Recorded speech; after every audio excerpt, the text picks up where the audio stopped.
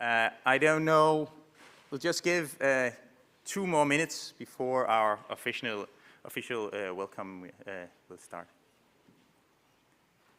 Thanks.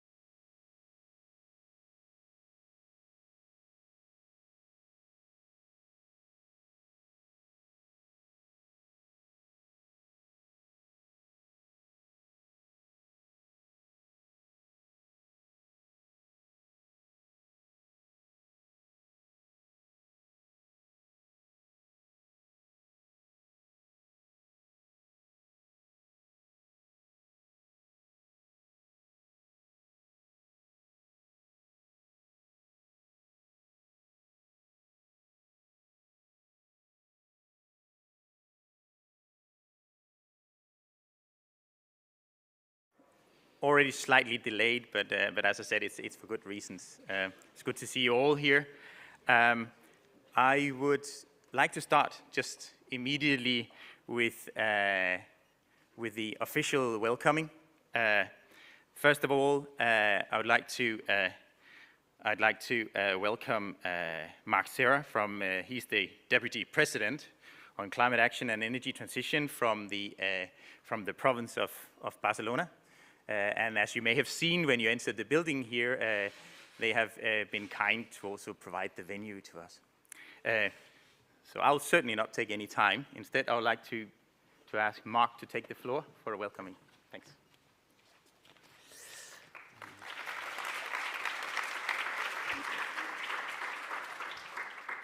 Commissioner of the City Council of Barcelona, team leaders for just transition and energy poverty from the DG Energy. Good morning, everybody.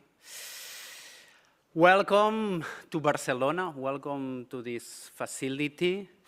Welcome to this International Congress of Energy Poverty Advisory Hub. Parlaré en català, perquè em consta que teniu traducció en anglès. Bé, és un plaer avui poder estar aquí inaugurant aquest congrés internacional, un congrés internacional sobre pobresa energètica. La pobresa energètica, un concepte que si bé avui ja està molt extès en el nostre país, doncs és tan sols la 4ª edició d'aquest certamen, d'aquesta conferència promoguda, organitzada per la Comissió Europea, a la que és un plaer poder-hi participar i acollir-la.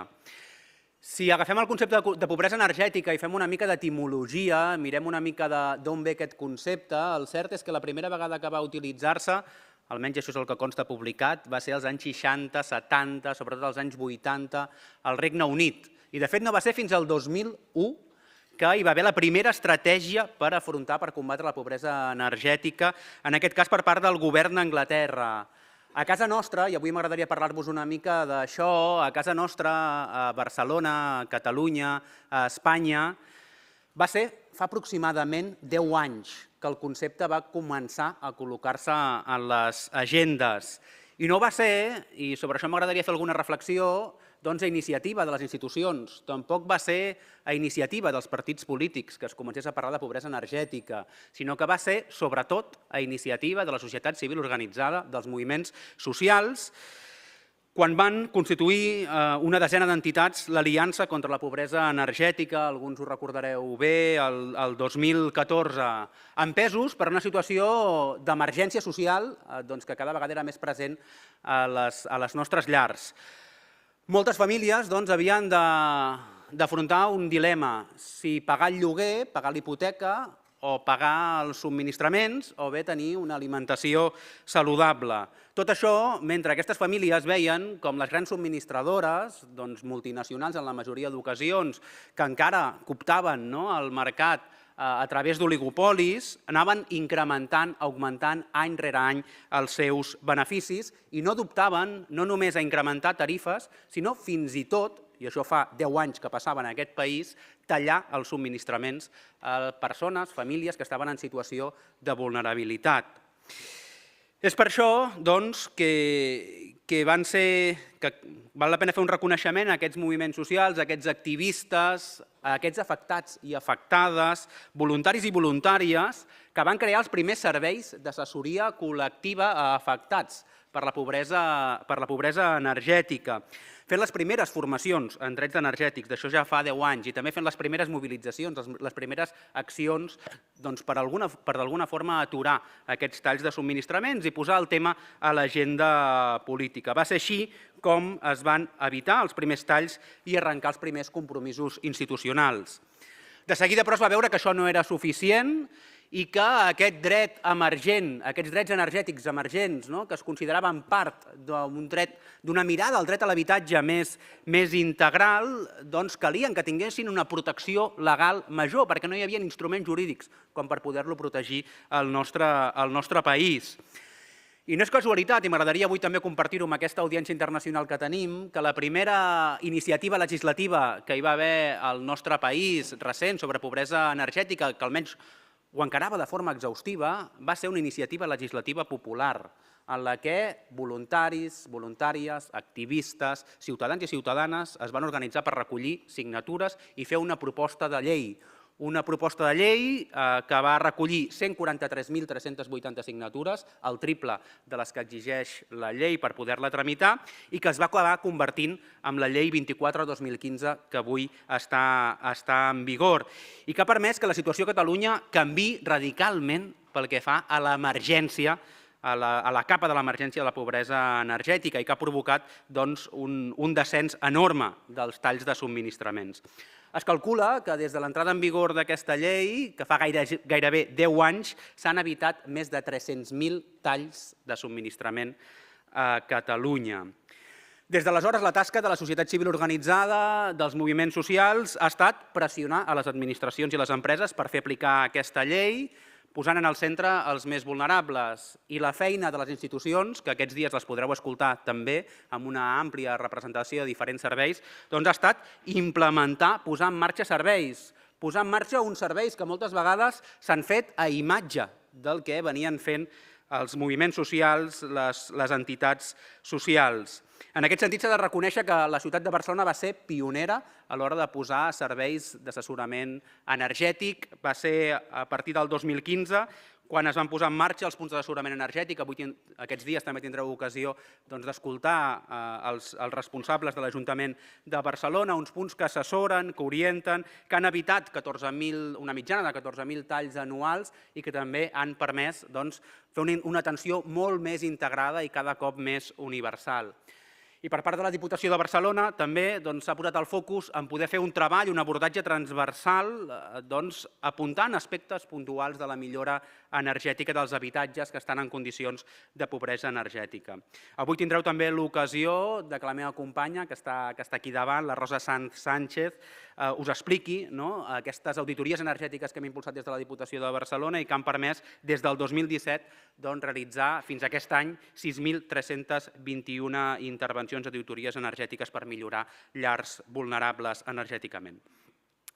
Bé, com a govern de la Diputació creiem que ara cal iniciar una nova fase, fer un nou abordatge, i és per això que hem intentat fer una primera diagnosi de quina és la situació més enllà de la ciutat de Barcelona, més enllà de la mirada metropolitana, veure quina és la situació dels diferents serveis d'assessorament a la pobresa energètica que tenim al llarg del territori. I bàsicament n'hem extret dues conclusions.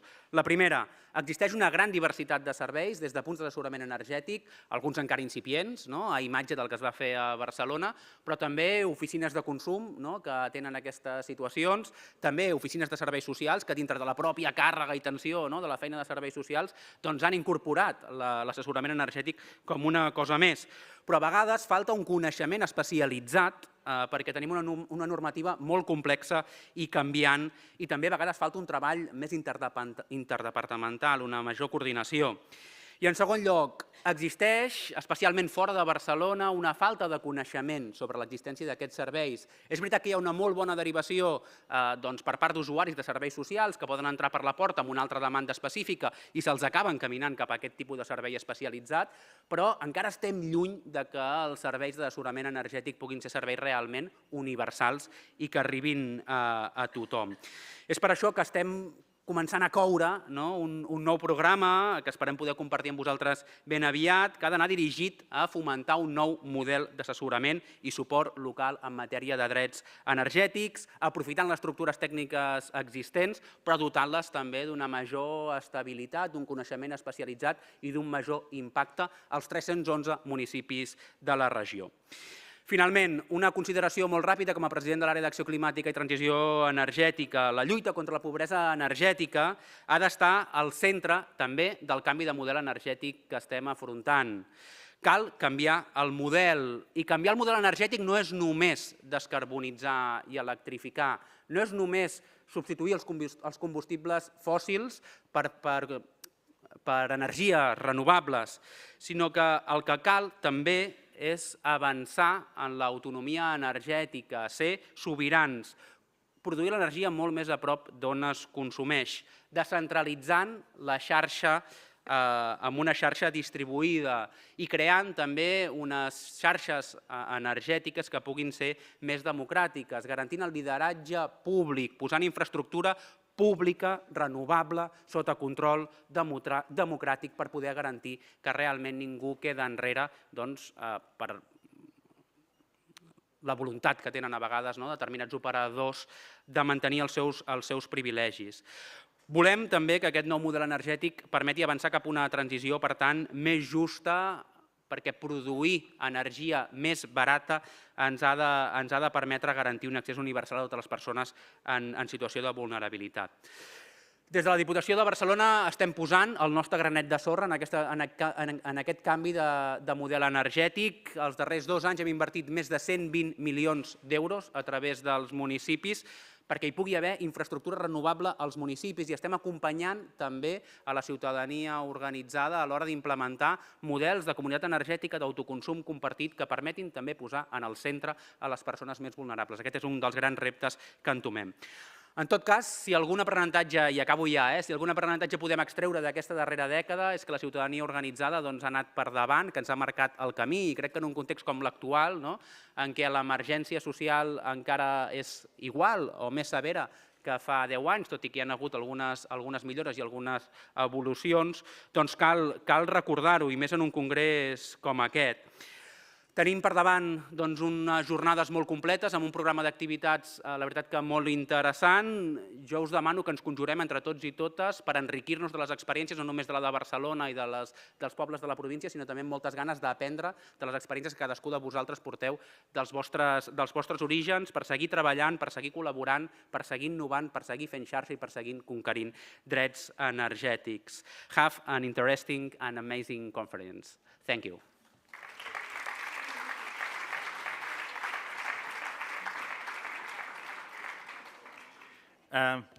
Thank you very much, Mark. I think it's quite clear why we are here at this very location today. You heard about sort of a very elaborate program sort of tackling some of the main challenges that we in the Energy Poverty Advisory Hub are dealing directly with, and there's no doubt that Barcelona here is a role model, and as an advisory hub, we're taking in all these experiences. I hope you'll do the same here today.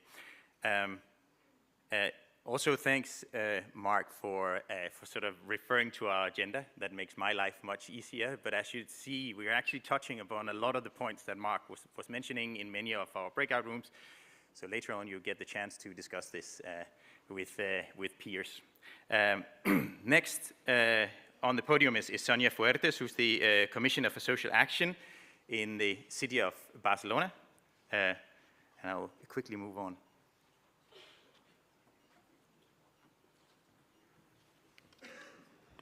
Good morning, everyone. As Social Action Commissioner of Barcelona, I would like to give you the warmest welcome to our city and tell you that it's an honor for us to host the 2024 edition of the Energy Poverty Advisory Hub International Conference. The right to housing is undoubtedly one of the biggest challenges that we're facing today. The number of homeless people is increasing throughout Europe. We're talking about 900,000 according to Fianza. It's probably one of the most urgent social issues that we're living, affecting many families and people. And when we talk about the right to housing, we have to consider also all the elements that allow us to talk about adequate housing, which is more than having a roof over one's head. It's about living in safety and dignity. Electricity, water, and gas are essential rights, and everyone must be granted access to them. Having said that, and despite the fact that the specific legal frameworks have been articulated in recent years to guarantee these rights, energy poverty is still a reality and a global problem. To provide data that helps us better understand the scope of the phenomenon, in 2022, 9.3% of the European Union population declared that they were not able to keep their homes adequately warm.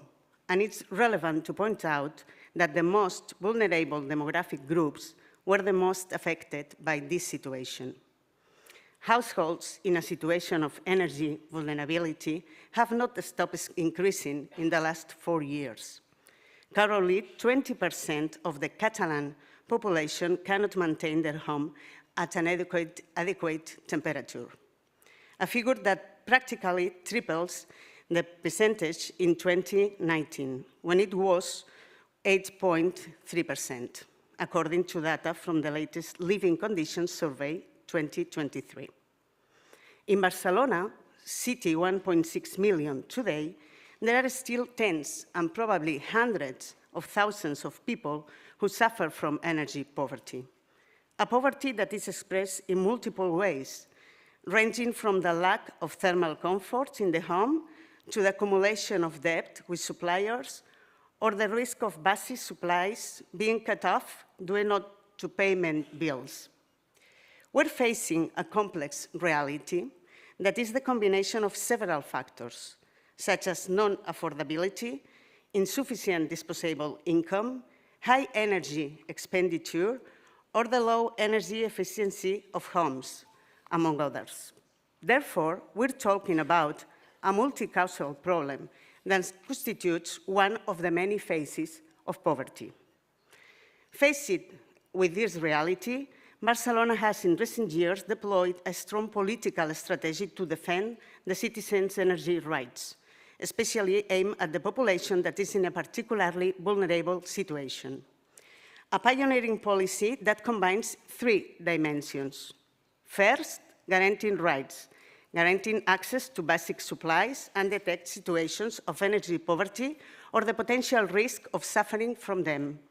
Secondly, social and labor inclusion, promoting employment and improving employability, professionally reskilling and improving the skills of people with difficulties accessing the labor market. Third, the fight against climate change, improving energy efficiency and raising public awareness, education, prevention. We will certainly have the opportunity to tell you about our experience in the next 2 days. Like us, there are many local governments that are deploying measures and practices aimed at ensuring the basic right to energy. And it's precisely for this reason that an initiative like the Energy Poverty Advisory Hub is so important and relevant, a space for collective construction and knowledge transfer at a European level to advance towards a fairer and more sustainable energy model. We have 2 days ahead to debate, share lessons learned and co-design innovative solutions to serve people, solutions that undoubtedly go through an approach based on human rights, and also through a model of public-social collaboration with the involvement and active participation of civil society, which contributes to multiplying the impact of public policies. And in this framework, we will have the opportunity to address many of the challenges that will mark our present and future political agenda. To mention a few, the promotion of public policies based on evidence, the strategic investments needed to foster a sustainable energy future and guarantee equitable access to energy for all citizens, building alliances and shared strategies to deal with energy poverty in better conditions, not only between administration or citizenship. It's crucial to work with companies.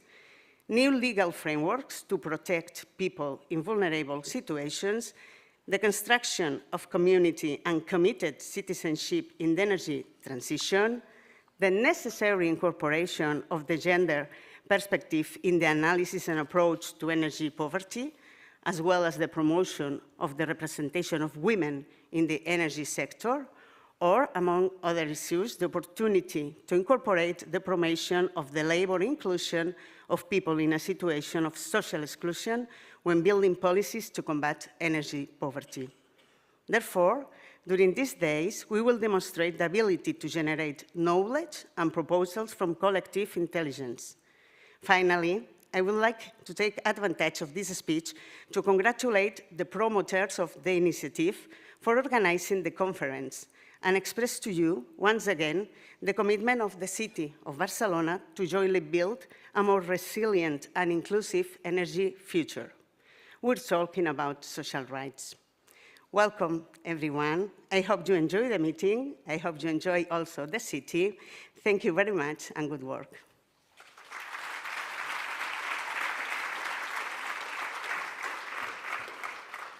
Thank you very much, Sonia. Again, also sort of really emphasizing sort of the plurality of professions that we have in the room today that are all needed to tackle this all together. Also, I think it's also very nice that we have both Mark and Sonia here together, because it shows that there is also administrationally and politically, there's a lot of things that have to come together, and it's therefore very good to see that that they are having a good collaboration here in Barcelona that we can also learn from. Last but not least, indeed, we'll have Véronique Marx, who is the team leader for Just Transition and Energy Poverty from the European Commission's Directorate for Energy, who is, as Sonia mentioned, and thank you for thanking EPAH, but I may also say that EPAH is for sure a strong collaboration between our small consortium and the European Commission. So without the European Commission, there will be no EPAH, that's for sure. And therefore, I'd like to bid you welcome, Véronique. Thank you, Jeppe. Good morning, everyone. Dear Mark, dear Sonia, dear EPAH colleagues, dear members of the Committee of the Regions and the Economic and Social Committee, dear ladies and gentlemen, first of all, I would really like to thank the Diputación of Barcelona and the City of Barcelona for hosting us here in these beautiful premises, in this beautiful city. And I would like to also thank all of you to be here today, and so numerous, on a topic that really touches us all. Last year, at the annual conference of EPAH that took place in Warsaw, the Commission announced that in 2022, more than 40 million people in the EU were unable to keep their home warm. And unfortunately, I lament that I have to start my intervention with giving you bad news, because this number has increased in the past year. And we now know that around 47 million people in the EU, so an increase of 7 million people, which is 10.6% of the EU population, are still unable to keep their home warm. And these figures, I mean, we have heard many figures already here this morning, they give a lot of food for thought, because especially considering that the height of the energy crisis actually is already over, and that over the past months we have already seen a reduction of the wholesale energy prices and of the retail energy prices. But I'm also here with very good news, because since last September, when we met last time, a lot has been happening when it comes to tackling energy poverty. Only at EU level, we have seen a number of key legislative acts that have been adopted by the co-legislator, providing a very strong legal framework in the EU to tackle energy poverty. I just cite here some of the key acts. We now have an updated Energy Efficiency Directive, which not only introduces an EU-wide definition of energy poverty, But it also obliges member states to prioritize investments into energy efficiency for vulnerable and energy-poor households, as well as obtaining a share of the total amount of energy savings at national level among vulnerable groups. These are very important provisions because it's not only that it puts really energy poverty on the political landscape as an important issue, but it also ensures that structural investments by member states go into tackling energy poverty and giving access to energy efficiency for those most vulnerable of our societies. We also have an updated Energy Performance of Buildings Directive, which sets out that at least 55% of the savings through renovation of the worst performing buildings need to be achieved. And these buildings, as we know, are very often inhabited by the most vulnerable.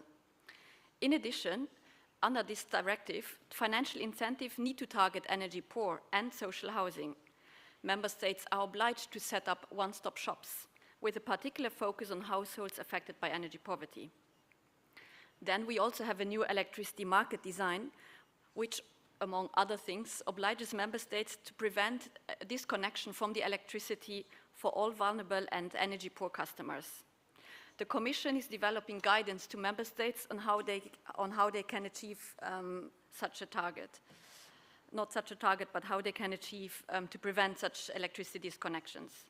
We have also new rules in the gas market. They mirror these provisions of a disconnection ban, with specific guidance documents being developed by the Commission to ensure a just transition of consumers away from natural gas, to ensure that no one is left behind on the gas heating, thus facing disproportionately higher network costs because they are still linked to the gas heating, and therefore also facing a disproportionate share of the burden of such a phase-out. So these provisions have now been adopted at EU level, and they need to be transposed and implemented by the member states. But it's also important to recognize the pivotal role that towns, cities, and local communities play when it comes to implementing these provisions on the ground and ensuring a just transition for all of us. We are also very pleased to remind or to announce to you that last year, after the annual conference of EPAH, we adopted a recommendation on energy poverty. It seems already a long time ago because it was last year, but considerable work went into developing this document, especially the accompanying document, which analyzes the issue of energy poverty. It gives an overview of all the legislation that tackles energy poverty, but it also sets out the type of measures that member states can adopt to tackle energy poverty. When we now come to the hard stuff, which is the financing, we are working on implementing the Social Climate Fund, not implementing, but designing the Social Climate Fund, which will give funding for energy poor and transport poor people in the EU. And also under our LIFE budget line, every year we have a call for proposal, since 2018 already, to tackle energy poverty. And until now, we can say that more than 700,000 energy-poor consumers have been benefiting from this call for proposals, with probably thousands of people more indirectly benefiting from the sustained results of these call for proposals. And then, lastly, I want to finish my intervention here today to just introduce also the Energy Poverty Advisory Hub. We have already heard a lot about them, but just so that we probably all know it, but just so that everyone knows what the initiative is about.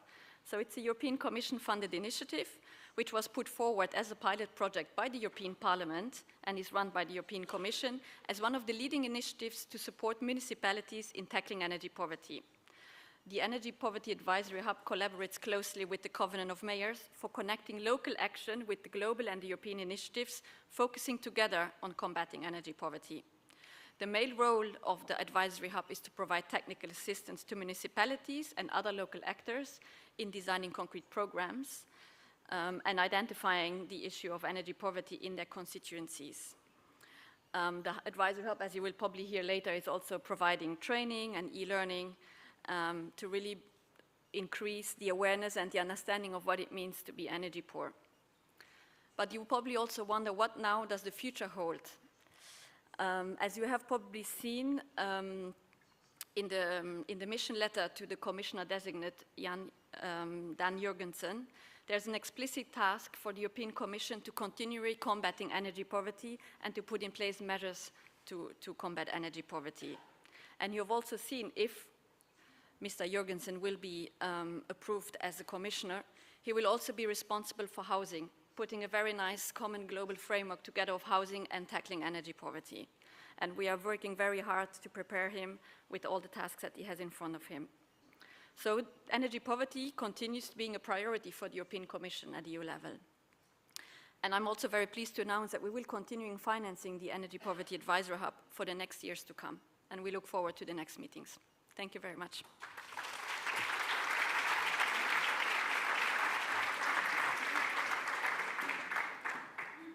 Thank you very much, Veronique, and it's always nice to hear that what we all together in this room is doing is worth continuing. I think it's also, I mean, just to sort of be a bit practical here, we very often in the Energy Poverty Advisory Hub, sort of in the very hub, consider as sort of the practical arm of the European Commission. As you heard Veronique talking about, there's been a lot happening at EU level, at Commission level. And at the same time, we in the Energy Poverty Advisory Hub are making a lot of things happen locally. This means that there is guidance and there's plenty of carrots coming from the European Commission level, Union level. There's plenty of good examples and good reasons to push on, to increase the pace from local level. And therefore we are providing sort of this wide variety for our member states to sort of to move forward. And it's super important that people in this room, and also colleagues of Veronique, is showing that there is a way forward here, because as we can see from the Energy Poverty Advisory Hub, there is an increasing interest in this, but it's still a topic that could almost be considered new.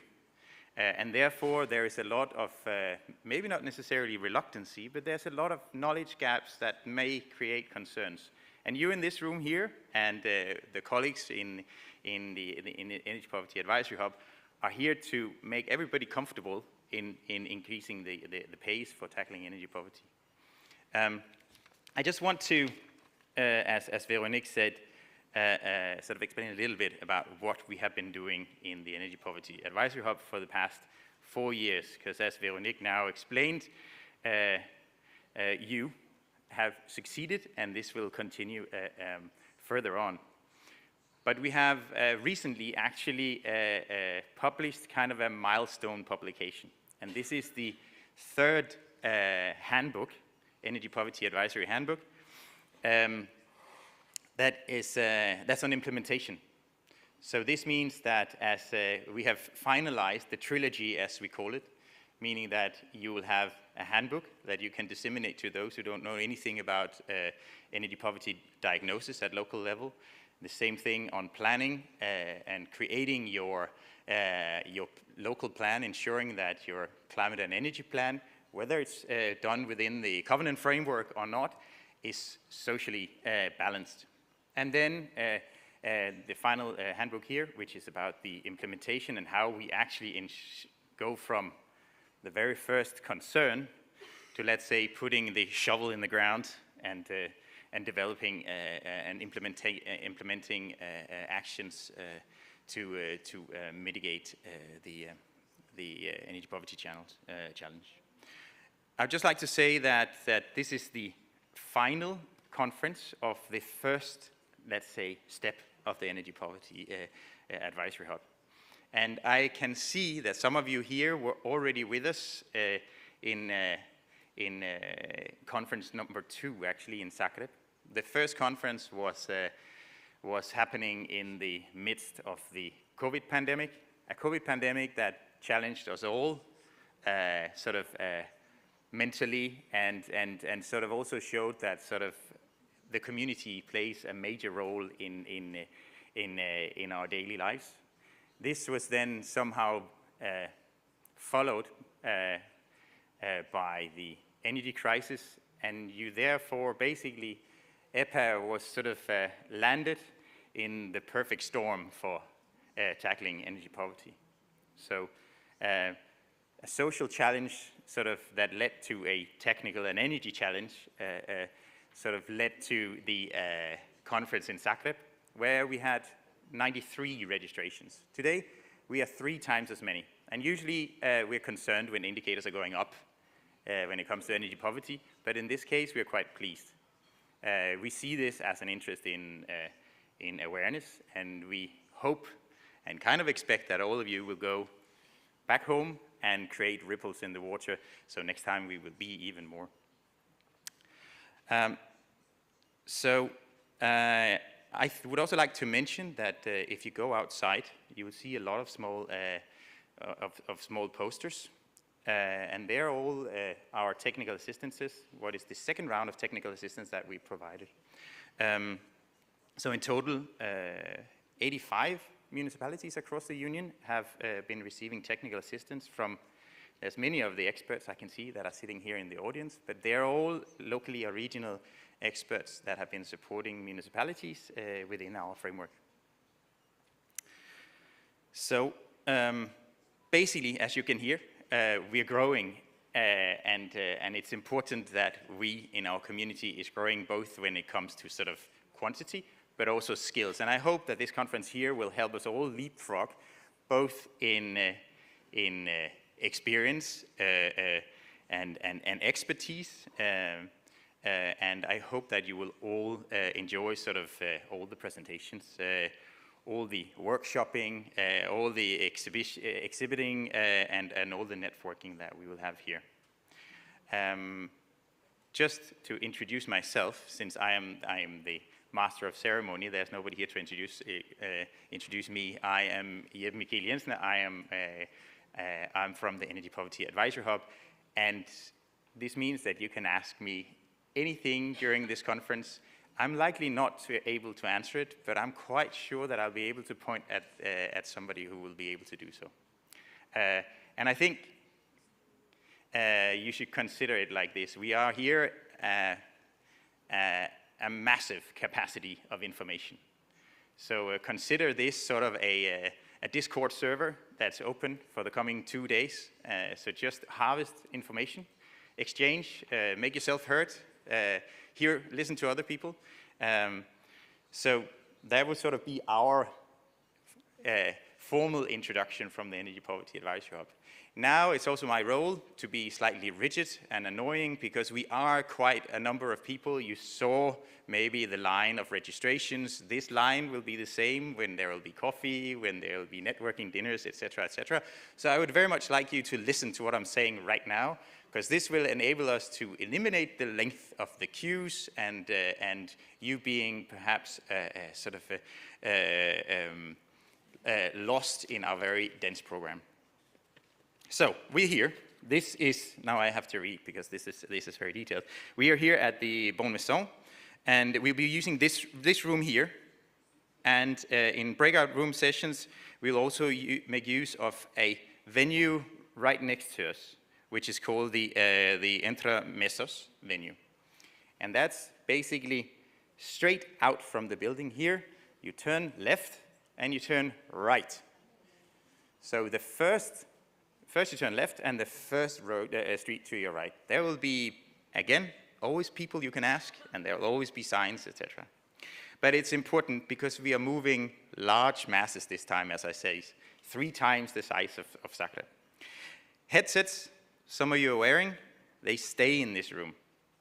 They cannot, there's no need to take them out because they are useless outside. It also means you have handed in some ID. So I also suggest that you hand back the headsets in order to get this ID back.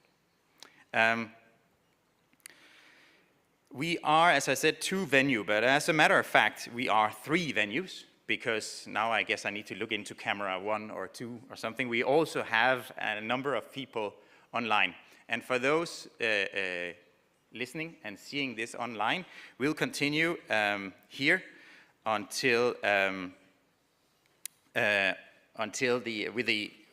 with all the central sessions, but all the breakout rooms we unfortunately can't invite you into. However, when it comes to interactions, both people here in the audience and people online can make use of the QR codes that will lead you to Slido in order for us to also get some feedback in the name of co-creating this conference. So, Coffee breaks, important. They're one floor above. We will have a networking dinner which will take place in Museo Art Prohibit. You can check the address in your agenda, or you can consult your map application on your telephone. All maps will know this museum. It's quite close.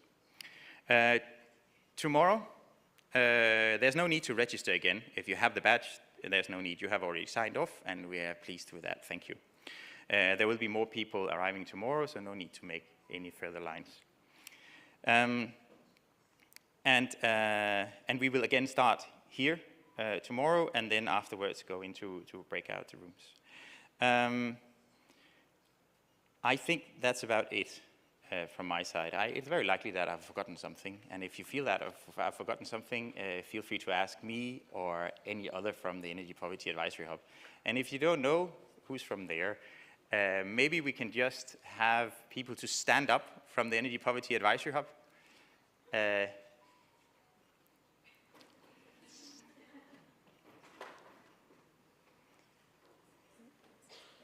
Because I'm just the face today, but they're the brains. So talk to them. And without further ado, I would like to move on to our first sort of official panel session, and which is about enabling conditions for advancing the energy transition and the fight against energy poverty. So I would like to invite to the stage Rosa Sanchez, which was also mentioned by Mark, coordinator of urbanism, housing, and urban regeneration area in the province of Barcelona. Hola. Thank you, Rosa. We have Marta Clary. For the sake of timing, I think you can. Yeah, I don't need to read slides here.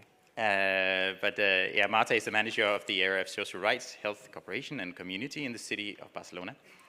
We have Kata Tüte from Committee of the Regions. There you go. She's been the co-rapporteur for multiple key opinions relevant to energy poverty, including multi-level governance and cross-sectoral cooperation to fight energy poverty. So already here you can take notes of something to read. Afterwards, followed by Committee of the Regions member Kieran McCarthy, who's been rapporteur for the Committee of the Regions opinion on small urban areas and key actors to manage a just transition. And we have Bajba Miltovića, who is the president of the Transport, Energy, Infrastructure and the Information Society section from the European Economic and Social Committee. And all this will be moderated, let me just see here, by Veronique, who you've seen before. Can I see? Hello again. You saw me earlier, but it's my pleasure today to moderate this session. Welcome to all. So we will concentrate on two main themes. The first one is about overcoming the barriers to the action and the key challenges on how to achieve that. And then we will discuss a little bit more the collaborative mechanism and the inclusiveness of tackling energy poverty. So we start, for the audience also have to do some work, we start with the word cloud. So the question will be, in your case, what keywords come to your mind when you think of barriers to undertaking energy poverty measures? I invite you to scan the QR code, and then we'll see what the answers will be.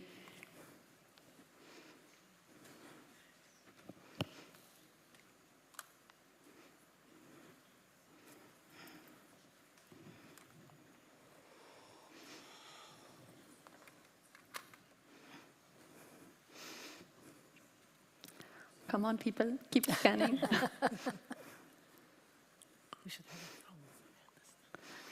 Yeah, the first ones are coming up. So we see access financing, targeting, training, financing, of course, again, lack of awareness, lack of information, standardization, financing, legislation, access, equality,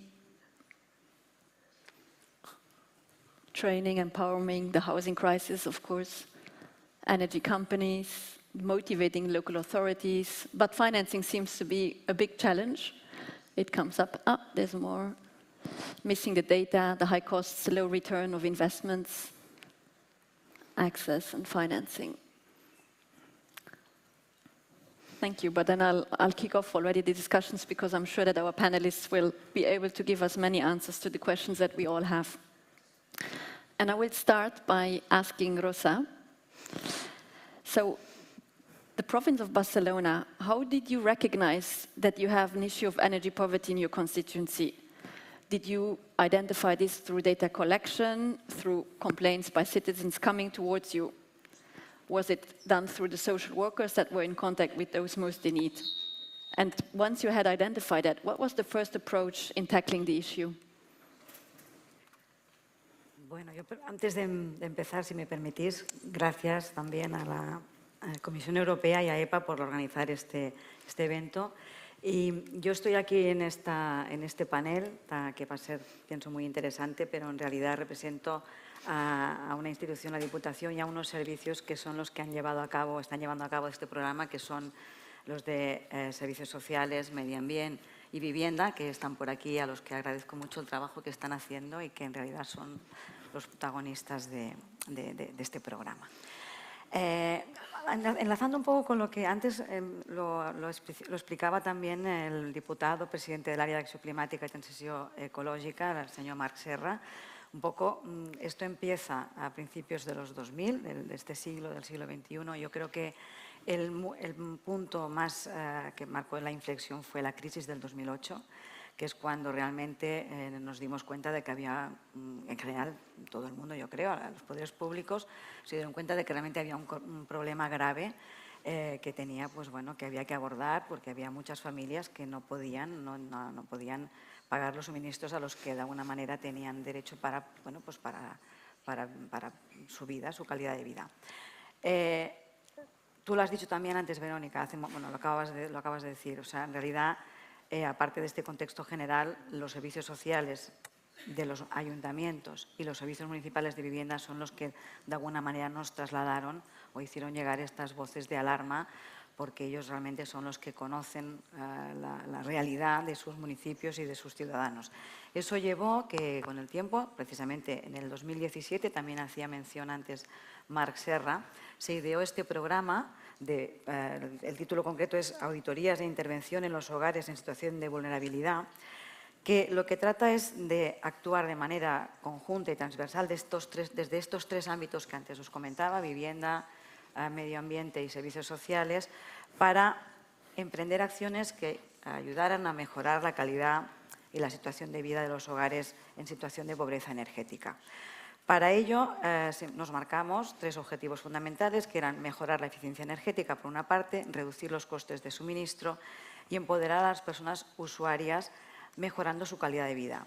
¿Esto cómo lo hicimos? Pues a partir, y cómo lo estamos haciendo, pues de la realización de auditorías energéticas que nos dan una información sobre la situación de estos hogares, y que lo que hacemos es instalar elementos de bajo coste que lo que ayudan es a mejorar las condiciones en temas de iluminación, agua, etcétera. Por ejemplo, pues colocando bombillas de bajo consumo, termómetros, colocando aireadores y reductores de consumo en lo que se refiere al agua, e incluso deshumificadores, porque una de las cosas que también vimos es que en muchos hogares había índices de humedad muy elevados. Luego, aparte de esto, se asesora a los usuarios del programa sobre posibilidades de ajuste tarifario en relación a los contratos que ya tienen para ajustarlo a sus necesidades reales. Se acompaña en la realización de trámites para modificar estos contratos y ajustar, como decía, las tarifas. Se educa en hábitos de consumo y en derechos energéticos. Y también, y por último y no menos importante, pues evidentemente obtenemos información que nos permite evaluar mejor las necesidades y tomar decisiones a futuro. Como resumen del programa, desde el 2017 se han llevado a cabo 4 ediciones. Se han invertido más de 2,5 millones de euros y hemos intervenido en más de 5.000 hogares. Esto ha supuesto, de manera como media, un ahorro en estos hogares de unos 250 euros al año. Por lo tanto, bueno, vemos que es un programa útil y que tiene que seguir avanzando. Evidentemente, antes lo comentaba también Sonia Fuertes, hacía mención a la estadística de condiciones de vida del 23. Seguimos teniendo un 25% de los hogares que no alcanzan la temperatura idónea en verano, y en invierno, y un 35% en verano, con lo cual es obvio que hay mucho camino todavía por recorrer. Muchas gracias. Marta, we've now heard before already the inspiring policy actions of the city of Barcelona, and it's very laudable. But what are the barriers that you faced and that you are still facing? What would be your words in the word cloud if you had been able to respond to the question? And more importantly, once the barriers identified, how have you been able to overcome them?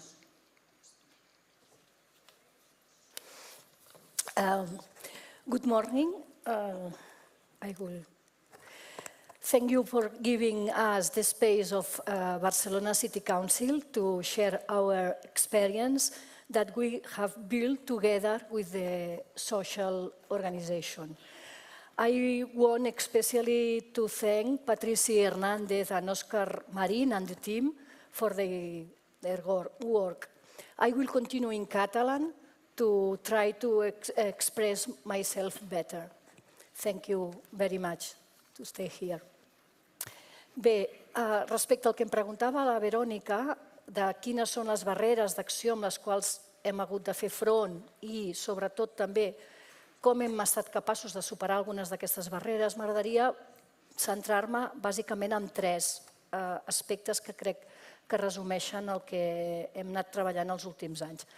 La primera barrera seria la manca del desplegament normatiu de la Llei 24/2015. Ara, aviat, l'any que ve farà 10 anys que es va posar en marxa aquesta llei en l'àmbit català, que va suposar un salt d'escala, un abans i un després respecte a les polítiques contra la pobresa energètica i la garantia de drets energètics. La realitat per això és que el desplegament normatiu està per concretar i això genera alguns dels aspectes que la llei prometia que encara estiguin per tirar endavant. Sobretot, m'agradaria focalitzar en el tema del fons de solidaritat per assumir la condonació del deute de famílies i persones vulnerables. Per altra banda, l'obligació d'establir convenis amb totes les companyies subministradores. En aquests moments n'hi ha amb una companyia elèctrica, que és Endesa, però encara quedarien molts convenis a tirar endavant. I després de disposar d'un mecanisme centralitzat i automatitzat per acreditar aquesta vulnerabilitat de les famílies i de les persones. Davant d'aquest fet, igualment hem estat treballant, com deia en la presentació, molt de la mà d'entitats socials i conjuntament a través dels nostres punts d'atenció d'assessorament energètic, i hem treballat per col·laborar i treballar amb la resta d'institucions, tant altres administracions com món local, com societat civil, com el sector de les subministradores, etc. Cal enfortir molt més aquest treball i treballar molt més en xarxa. Si anem tots alhora i tots insistim, penso que és un bon moment per fer arribar propostes i insistir a la Generalitat sobre la necessitat de regular i de tirar endavant el reglament d'aquesta llei. Exemples concrets del que hem estat treballant durant aquest període: s'han tirat endavant, que abans m'ho comentaven companyes vostres, 2 congressos de pobresa energètica a Catalunya, l'any 16 i l'any 18. A partir de l'any 21 hi ha hagut aquest espai que coordineu vosaltres i que ens és molt útil.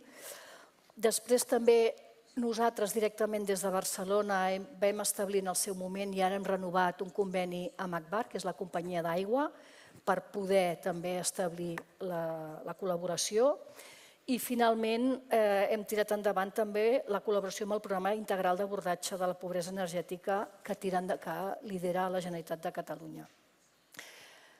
Després de comentar la primera barrera, que és el tema de la reglamentació vinculada a la llei, m'agradaria parlar d'un segon aspecte que segur que compartirem amb moltíssims altres municipis, que és l'abast insuficient dels mecanismes de subsidi davant de la pobresa energètica.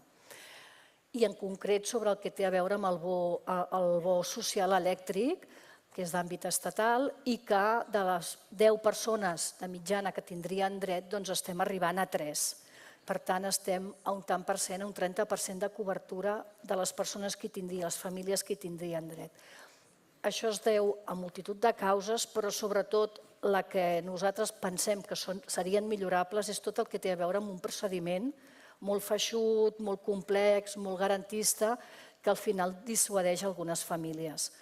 I també hem de fer molta més incidència amb comunicació i informació. Congressos com aquest i sobretot l'impacte que pugui tenir en els mitjans de comunicació pensem que són molt necessaris perquè també les famílies, les persones siguin conscients del dret que tenen i puguin exercir-los. Què hem fet? Doncs bàsicament el programa més ampli i més conegut que tira endavant la ciutat de Barcelona són el que li diem PAE, els punts d'assessorament energètic, que des del 2017, que és quan es va posar en marxa, s'han tramitat més de 23.000 bons i hem arribat a unes 50.000 persones. Fem incidència també en tot el tema d'informació i difusió, que encara hauríem de fer més a través de fulletons, de pàgines web, de la col·laboració amb els serveis socials perquè es pugui explicar a totes les famílies i després també en la participació i amb el treball en xarxa amb tot tipus d'entitats. Però pensem que hem de seguir insistint en la modificació de l'actual regulació que tenim aquí i buscar o promoure models més simplificats com els que té Portugal. La tercera barrera, i última que em voldria referir ara en aquesta primera presentació, és tot el mur burocràtic i de gestió que tenim. Aquests serveis, els PAE, que estan en marxa des de fa 8 anys, es van concebre sobretot amb 3 direccions i volíem que fos més o menys equilibrat les 3 funcions. Una primera, treball de prevenció, i per tant poder fer formació, arribar a les situacions de pobresa energètica. Una segona, sobre intervenció de vulnerabilitat i garantia de drets. I una tercera, com sensibilització i millora dels espais habitacionals, habitatges, hàbits de consum, etc.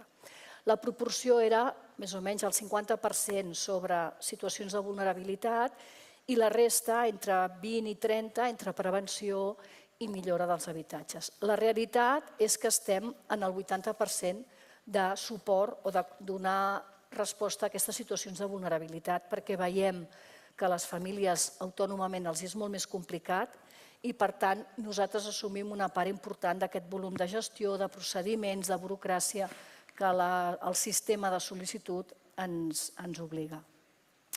Què hem fet amb això? Doncs hem tirat endavant millora d'eines tecnològiques. Abans parlàvem amb la Mònica i deia ostres, estem molt orgullosos de l'APP que hem posat en marxa, la meva energia, que està tenint molt impacte, que està ajudant. Doncs buscar sistemes d'aquests en què arribem a través de la tecnologia a facilitar i no complicar la vida d'aquestes famílies. Després, apostar molt per la interoperativitat. Aquí tenim una gran batalla a guanyar entre administracions, que moltes vegades demanem i redemanem documents que no caldrien, i després instar a les administracions competents a veure com anem insistint a la simplificació de la tramitació. Finalment, dir que tenim un repte des de la ciutat de Barcelona, perquè està clar que quan poses en marxa un servei i és un servei útil, doncs la demanda creix també, perquè l'oferta ho genera i, per tant, hem de seguir treballant per tenir més recursos. Ara estem a punt de licitar l'adjudicar altra vegada la gestió d'aquests punts amb més recursos que no són encara suficients i que, per tant, seguirem treballant per anar-los ampliant. Gràcies. Thank you, Marta. Now I'm moving to Qatar and to a different part of Europe. So thank you so much for being here. From the experience in Budapest, what do you see as the main barriers that municipalities face there in addressing energy poverty? And then looking at this from a local, but also from a European perspective, because you are well placed to do so, what do you recommend should be done to address these barriers? Yes, thank you very much for the invitation. I'll try to bring the things that were not said before. Hungary tried a different path when it comes to energy price regulation. And I think there's a lesson to learn from that. What happens in Hungary is that the government fixed the price for the public of gas, electricity, water, wastewater, many things. But you have to understand that in the past 11 years, the price of gas and electricity did not change for the public in the country. It's very independent from the price on the market. It has benefits, but it has downsides. Because in an energy crisis, when all the municipalities and businesses seen like 10 and 14-fold increase in electricity price, the public was protected.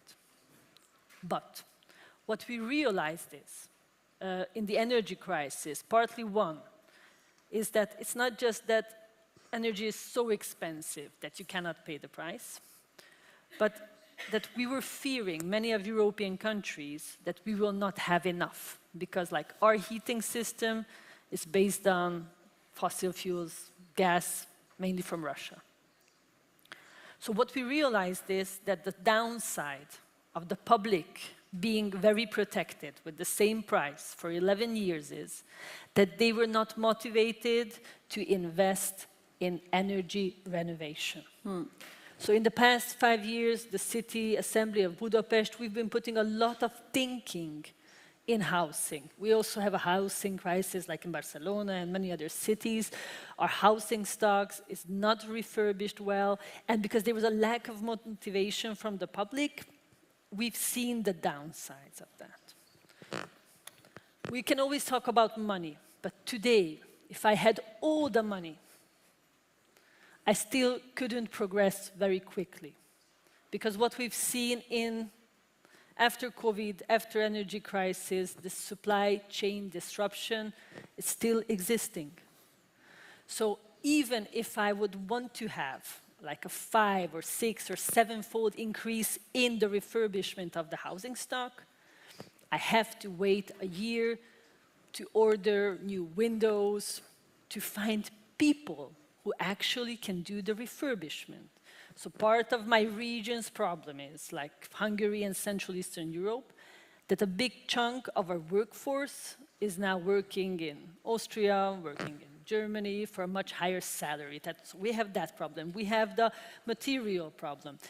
And if I go back to the money, we always want more money, but Budapest, Hungary, we are not in the Eurozone.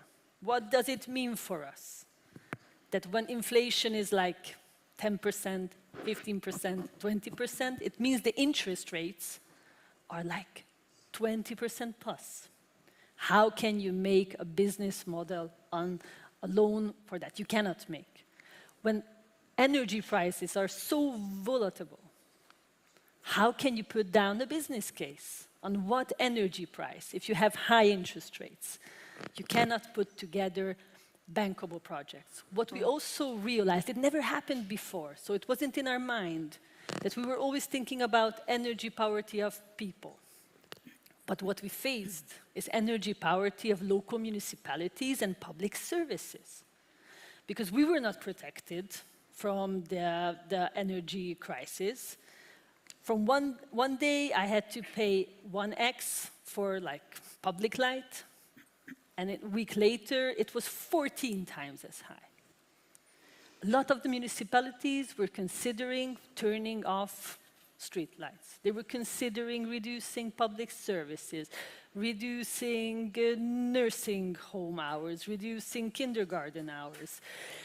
So what we decided in Budapest, because we're one of the 100 climate neutral city mission cities, of course, main goal is to be climate neutral earlier than the European goal, but within that, having clean energy, locally produced energy, green energy, but energy security of public services, that is one of the main issues we want. We want to produce our energy as much as possible from renewable resources as possible, because we don't want to face a situation like this again. Another big challenge, and then I'll stop.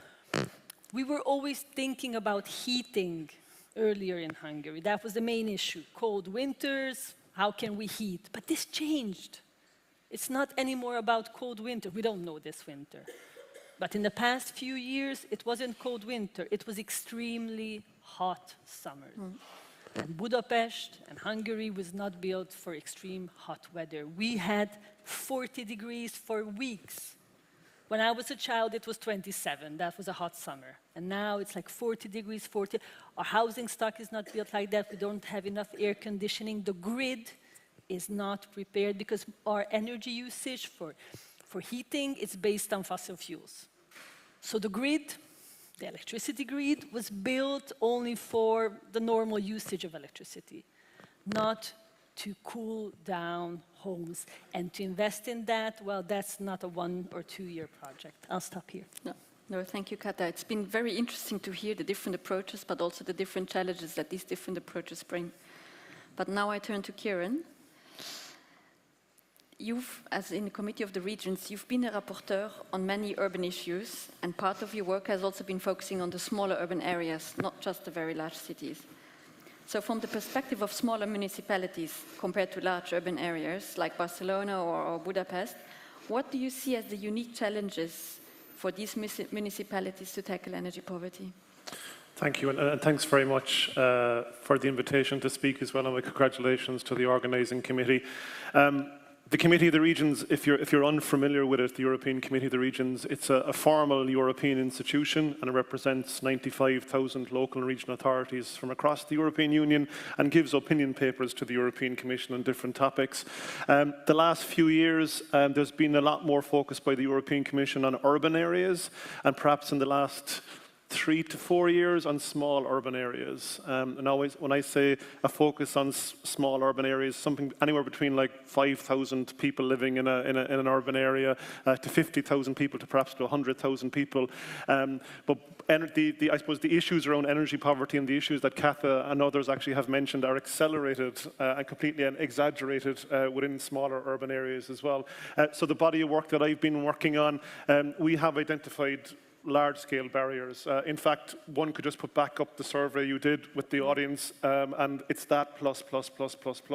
So, and I would say maybe in an overall sense, before I give any sort of a detail, the small urban areas are playing a huge game of catch-up. That's what it actually is. They may not have the funding, the regulation, the knowledge in particular, which are threads belonging to the EU Urban Agenda, which, if you're not familiar with the EU Urban Agenda, there is a section on energy and housing. It's different partnership themes and different kind of urban topics. You'll find it online. It's really, really interesting, some of the papers that people from across Europe have been actually working on, especially around energy. So for us, one of the things we say about small urban areas is that like one size solution doesn't fit all. So if someone comes up with a solution at European level, it's not going to fit the small town because just one solution doesn't, one size does not fit all. Small urban areas are really, really dependent on a strong multi-level governance.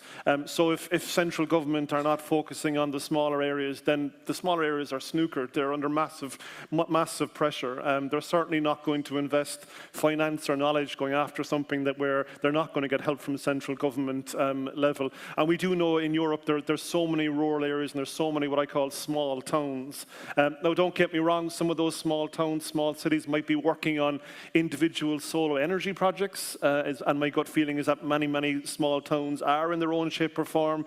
We'd say 2 or 3 buildings or an apartment block, but not a holistic view on what's going on around energy in their own small town. I think the 3 speakers before me have spoken about skilling and upskilling and reskilling. And what's interesting,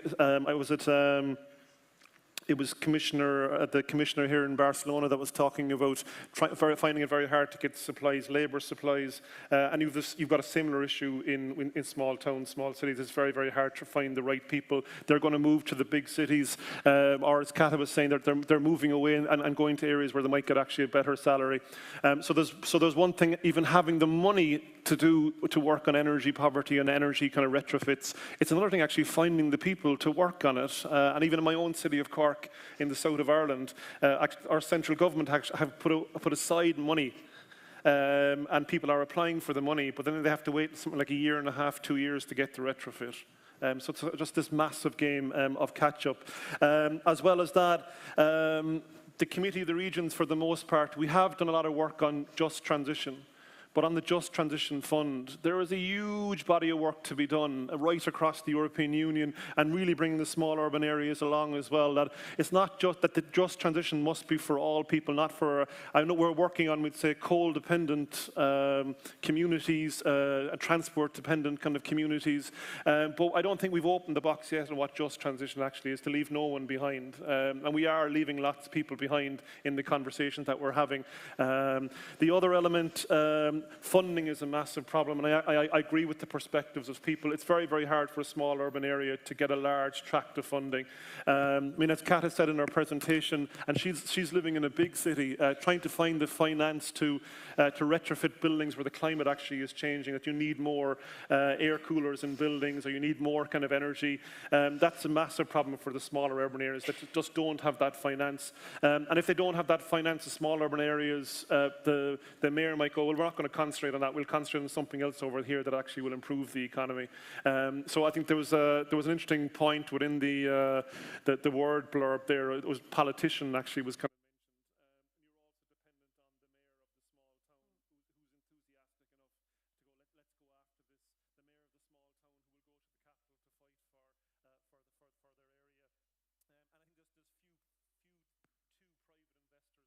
urban areas as well. So those are what I call a scattergun element of what we've been working on in the Committee of the Regions.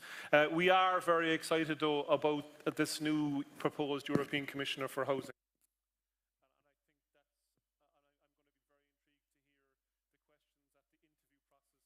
Commissioner, see what's actually what's going to happen, because I think and I think there's a body of work as well to be done that your DG and the Committee of the Regions even work even more, so more joined up thinking even more. But for the small urban areas, they need more champions. They need more champions to really fight the energy poverty problem. Thank you, Kieran. And then you can all hear the call for champions at smaller urban areas here. I'm sure that we have some champions here today.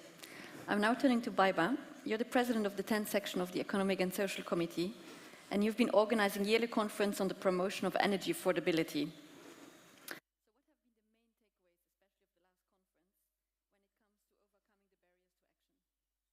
So first of all, good morning, ladies and gentlemen. It's really a pleasure to be in Barcelona city, and I think it is a great honor that your municipality is taking this as one of the priority in organizing this conference. I also would like to thank Commission and EPAH team, because this was possible also because of your efforts. Secondly, Economic and Social Committee is an institution gathering 329 civil society organizations across EU member states, and we are organized in 3 blocks of businesses, trade unions, and other civil society organizations. And similarly, as my colleagues, neighbors, Committee of Regions also mentioned, we work on different opinions as referrals from the Commission, and many of them were linked with energy efficiency, also regarding the grid system, more technical exercises, and also many of them on the housing. So we started already mandate 4 years ago, and one of the priority was energy poverty, because we noticed in 2021, if you can remember, there were no energy crises saw that many people, because civil society were reporting to us that many people are suffering. And unfortunately, since 2021, this number were increasing every year. Of course, energy crisis was the peak for all the countries, and we saw this is a big problem. Many of you already saw, so you mentioned that energy poverty is multidimensional and intersectoral issue. So it's not only dealing in one ministry remits or one municipality. I think we need to work all together. I think civil society can work with municipality. Municipality should work with regional councils, and also the state cooperating in between multiple ministries, so it's not only in the remits of one ministry. The 4th edition, as you rightly mentioned, conference on affordable energy, because we choose the concept of energy poverty to energy affordability. it's no longer only a story about people that are energy poor or poor. It's also about people of general public, of middle income, because many of us knows if we don't get a salary and we don't have savings, it can be a trouble for our family to cover the energy costs that are still high. So we changed to energy, affordability of energy, and we think that it will be a more general concept and we need to treat it more in a holistic way. Another aspects that I would like to share with you after the conferences, and you can see also some of our materials outside in the public space. We mentioned that we need implementation of clean energy package and make sure that citizens' right to electricity sharing is recognized. This is very important, that there are no burdens, that you can share electricity. You have rights to share electricity, even if you are a mini producer, for example, for your neighbors or some community lower income families. Energy efficiency investments must prioritize the energy poor, because nowadays on energy efficiency investments, we don't see this category of indicating the energy poor. But of course, you need also to have a definition in your country. Who is energy poor? How we can define this phenomenon in specific country? And then we can participate in energy communities and making the best use of social climate fund, as my colleague also mentioned. More conceptual clarity is needed to providing guidance for consumers who wish to set up energy community, notably in rural areas. If we talk about mountain areas or faraway areas, you really need to build an energy community to have your community energy production and also sharing and all these other things. National energy and climate plans, as we know, Commission is waiting also for some of the member states submitting updated plans. So this is another home task that each member state have to do, but it's not done yet. So it's really important that member states take it very seriously. Why it is important? Because in these plans, member states should define energy poverty, and then we can see which is the scope, how it is grasped. We also encourage to talk about national observatories, because we noticed that there are no data, no statistical data about social groups. So it is very difficult for municipalities or national member states to say how large is a specific group, or who are the families that are suffering, who are the specific gender aspects that need to be kept in mind. So we need statistics, we need observatories that are really taking very carefully.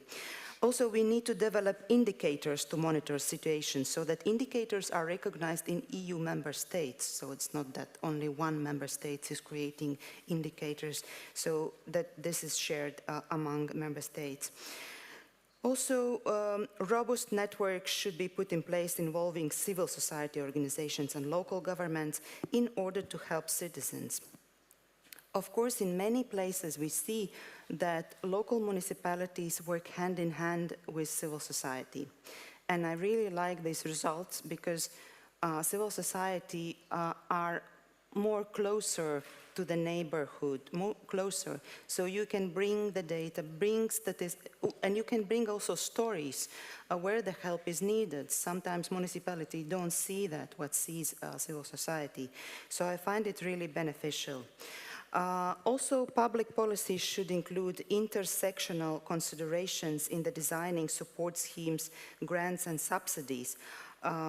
Thinking about also families, for example, with children, educational needs, other aspects that might be important for local needs.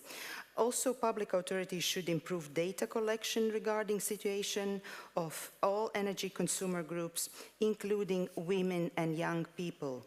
And this comes in this edition of the conference, that youth are suffering a lot on energy poverty. Youngsters, many of them are living still with the parents. they cannot afford their first home or apartment, so it's quite expensive, or their income are not insufficient, for example. Students and also women, because this will be a bit more. We worked on the study on the gender aggregated data, and we noticed that women are in special position regarding the energy poverty. So otherwise, we could write a book really after these 4 years. There were so many cases, and we will be happy to be at your disposal to share the knowledge and also studies that we gathered, and please take materials that are out in the public space. Thank you, Baiba. You actually gave me the right hook to come to the next part of this panel discussion on collaborative mechanism, but also about for designing inclusive policies. And I'm also asking again the audience to do a little bit of work with the next word cloud.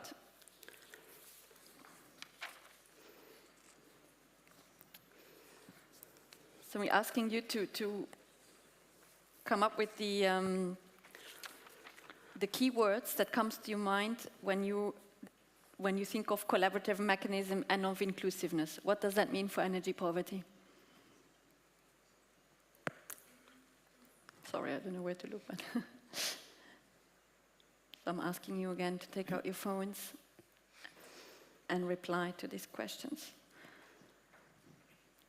Gender equality, Baiba already mentioned it, community support, the groups that are more hard to reach, single women with children, cooperation, community support, inclusion of youth, the public support, the training, democracy, the community, it's keyword, comes up, the groups that are difficult to reach out to.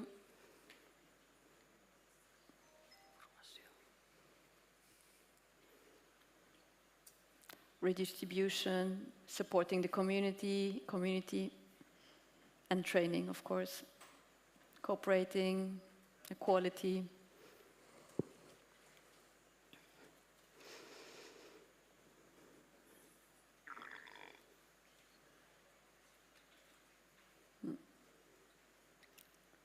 Yeah.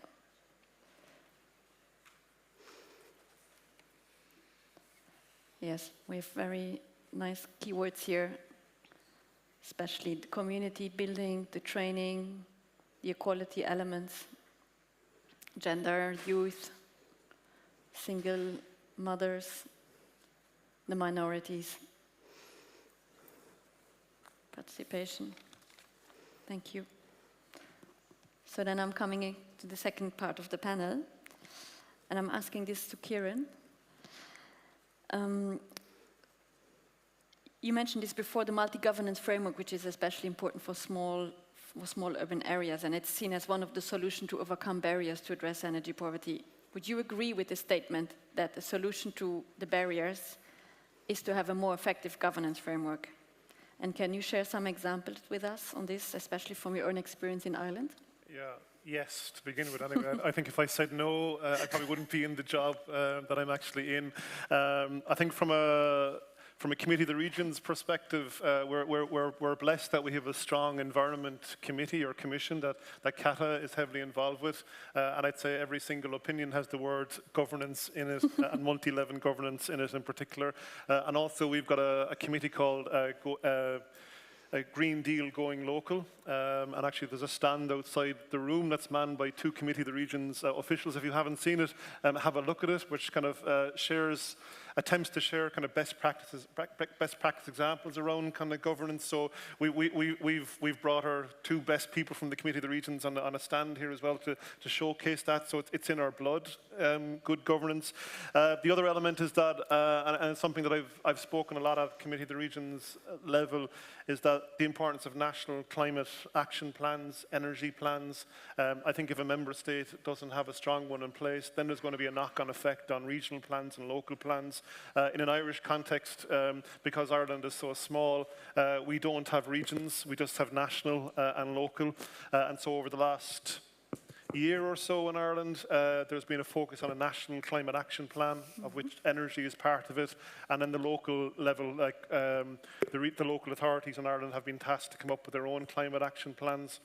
And so we recently published ours last year. But we're also one of the Horizon Europe mission cities, trying to be climate neutral by 2030. And so that actually also has helped us to come up with some sort of a governance plan, looking at regulation, looking at what knowledge we need, looking at what data that we actually need to move forward. But all revolves around kind of governance. And in the summer of this year, the Irish government actually produced a report on energy poverty. And they actually said that, I think that they quoted 29% of people living in Ireland were in energy poverty, which was like, so nearly 1/3 of the people in the Republic of Ireland need help. They need knowledge. They need to be physically. It's interesting to see the survey by the audience. Like there was one, I think maybe a couple of people said about getting to the hard to reach people. I mean, there's an onus on the governance element to get out onto the streets, to go into shopping centres, to go into schools where the people are at. I know in my own city, the energy work we're looking at, we actually set up an energy hub on our main street in an old sandwich shop that was actually on the street. So it's actually on the main street where people are actually moving. I'm of the belief that more work needs to be done in going to shopping centres and going to cinemas. Not to completely keep all the knowledge online, get to the community. I think the core focus of the audience interaction was like community, community, community. There's an onus on governance to meet the community physically and actually chat with them, kind of going, okay, what are your concerns? What can we help you with? Because I'm of the view, and I think if you spoke to many member states, they will go, well, we are putting money into energy, but like, where's the money going to? Is probably the question that we all need to ask. I know with the Irish government, they came up with something like 34 recommendations on energy poverty in Ireland, and three of those, three issues in particular, retrofitting of homes. In Ireland as well, we give a fuel allowance, and that we've asked now for the fuel allowance actually to be critiqued, and also to get more data on the impact of energy poverty on mental and physical health. I don't think there's enough work done on that in local level, maybe at member state level, but not at local and kind of regional level. And the other element in my own city of Cork, Cork City Council is working with a number of agencies, so the local university, or two local universities, and also those people who specialise in energy audits and who are part of energy agencies within Ireland. We actually have a consortium called Energy Cork.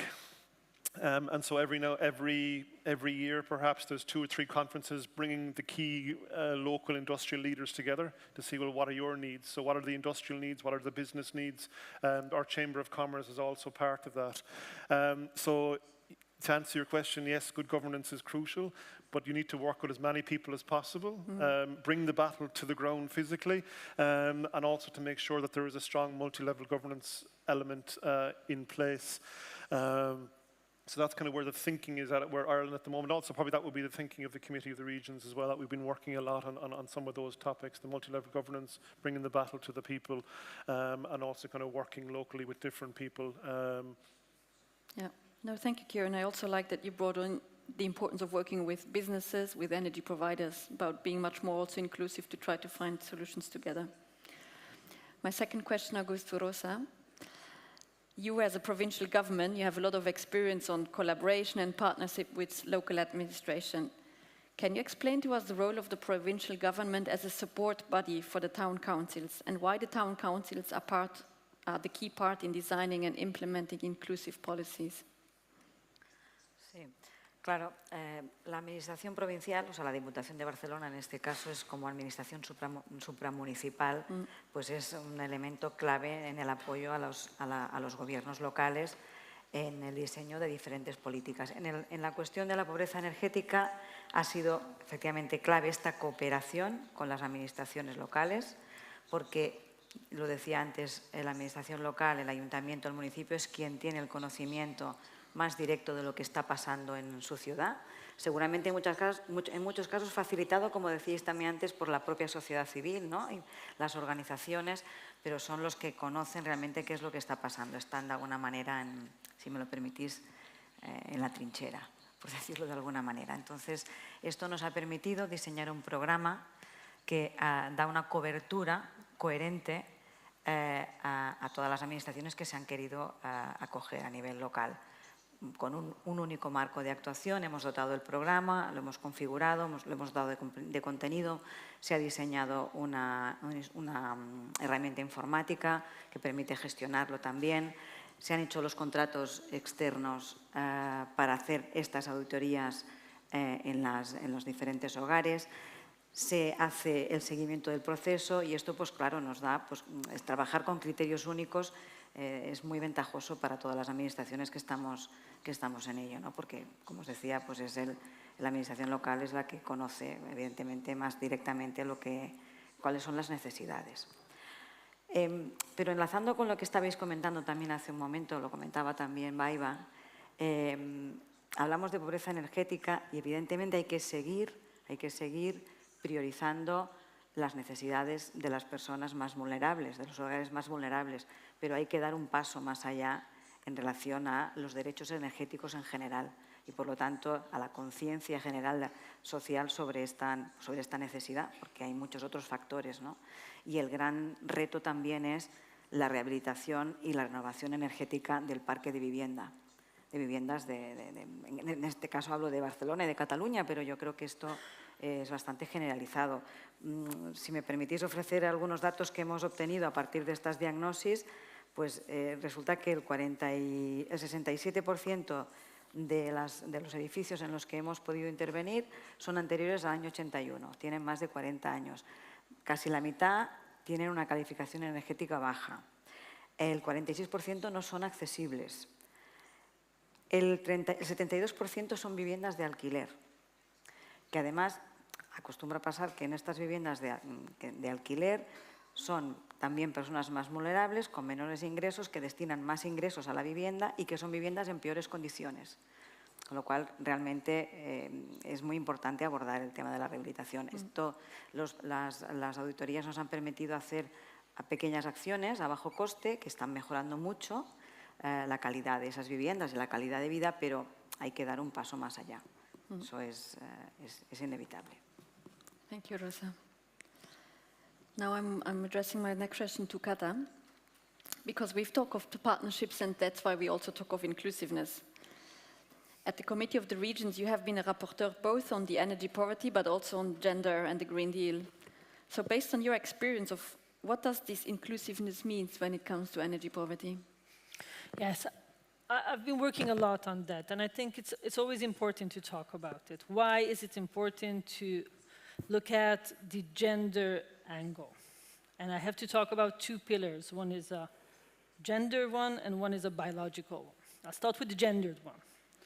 Because who are affected mostly by energy poverty? Those who are poor. Where do we find poor people? We will find more poor among women. Why? Women and men, they work a lot the same. But women spend much more time with not paid work, unpaid care work. Where does it end up with women? It ends up on the EU level with a very big pension gap.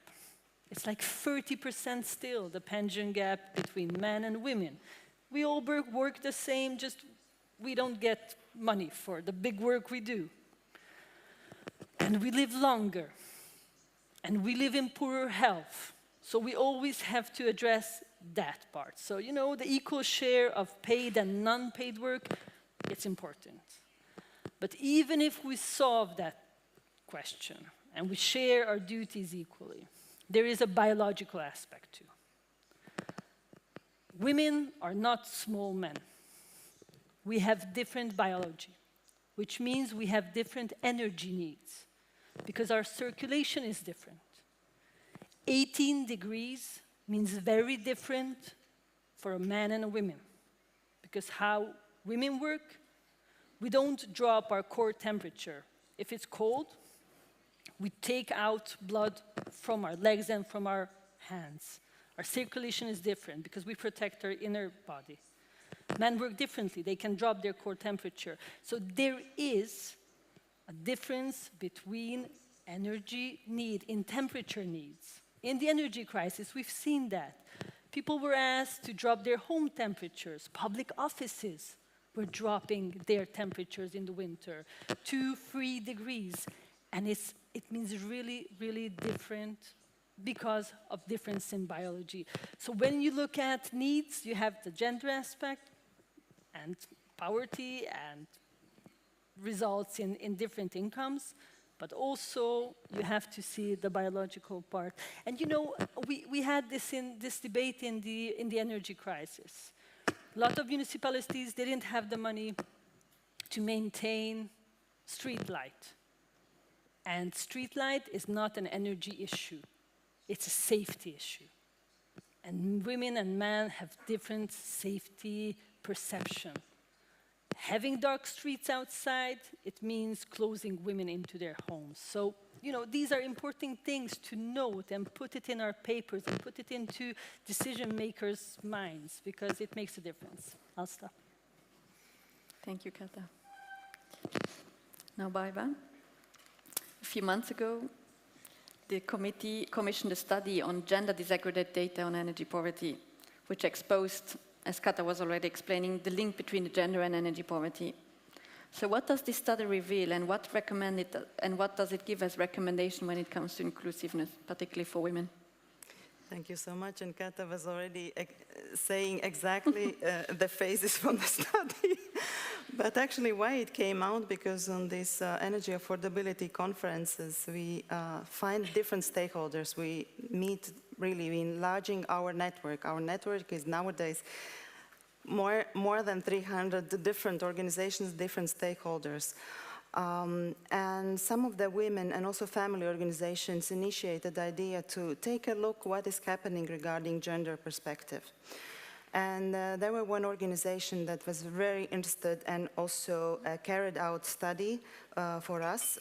Unfortunately, it was limited of the member states. It was Croatia, Cyprus, Bulgaria, Lithuania, Ireland, Spain, and Germany participating.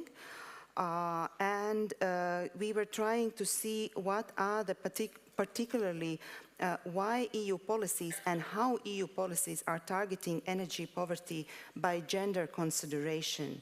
So in which legislation there are some signs. I'm not saying that there is policy line. There are just signs that you are taking into consideration the gender aspect and why it's overlooked. It also took identifying the links between gender and energy poverty, also contributing to women being more likely to be affected and affected differently by energy poverty, and also looking at critical factors like age, interplay of paid labor, so income, the care work, household structure, housing quality, and health status, because it's not a secret that health plays a very crucial role, not only on the individuals, but also family members. And as Kata mentioned, this is one of the aspects where the women stays longer at home. There's a small mouse under the chair. Oh, yes. We have more people joining the panel. Yeah, she looks quite scared. We all put our feet up.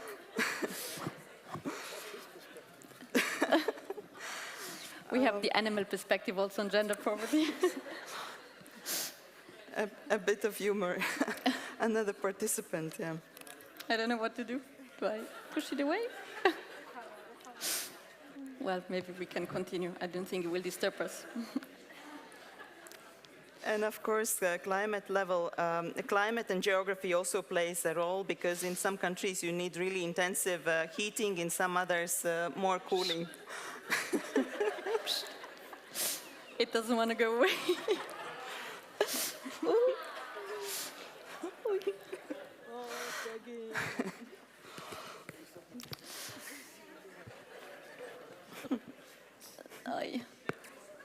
Okay, it's safe. It's not harmed. Oh. So, but our wish is that we have this data for all EU countries. So I think this mini study or pilot study can be like impulse for the study that we could make in the EU level among member states, and to discover the most important aspects of this gender disaggregated data. Thank you, Barbara, after the small interruption by a small mouse. When we talk of inclusiveness. You may have an intervention. I might have an intervention, but now it's too late. But, but we would still like to hear a little bit more from Marta today, especially from the experience of the city of Barcelona. So what have you done here in Barcelona to ensure that your policies are inclusive? And how did you ensure this particular attention to gender equality? Gràcies, Verònica. Torno a intentar captar l'atenció, difícil, perquè el personatge del ratolí tenia molt més interès. Aquí darrere hem vist com el caçaven i l'han caçat viu, o sigui que tranquils. Respecte a les polítiques inclusives, comentar-vos que, primer de tot, el nostre servei és d'accés universal, tot i que és cert que després les famílies amb més vulnerabilitat o amb més dificultats acaben tenint un accés més directe, però la nostra voluntat és arribar a tothom, donat que hi ha molts aspectes, no només el tema econòmic, sinó l'adaptació dels habitatges, el consum responsable, molts altres aspectes que també tenen tot el sentit del món de poder treballar des d'aquests aspectes. L'accessibilitat al servei la treballem des de l'atenció multicanal, abans us parlava de l'APP que hem posat en marxa recentment, però també altres vies, tot el tema de les dificultats idiomàtiques i per tant intentem treballar en població en què amb altres idiomes, a part del català i el castellà, els sigui més pràctic poder entendre i poder tramitar les ajudes. I després també hem treballat respecte a l'accés als domicilis amb persones amb mobilitat reduïda. Hem desplegat també un programa d'inserció laboral que ens permeti tancar el cercle de famílies que tenen dificultats econòmiques per poder pagar els subministres, però alhora que el coneixement que puguem fer i la formació que puguem fer permeti accedir al mercat laboral i, per tant, poder resoldre dificultats d'altres famílies.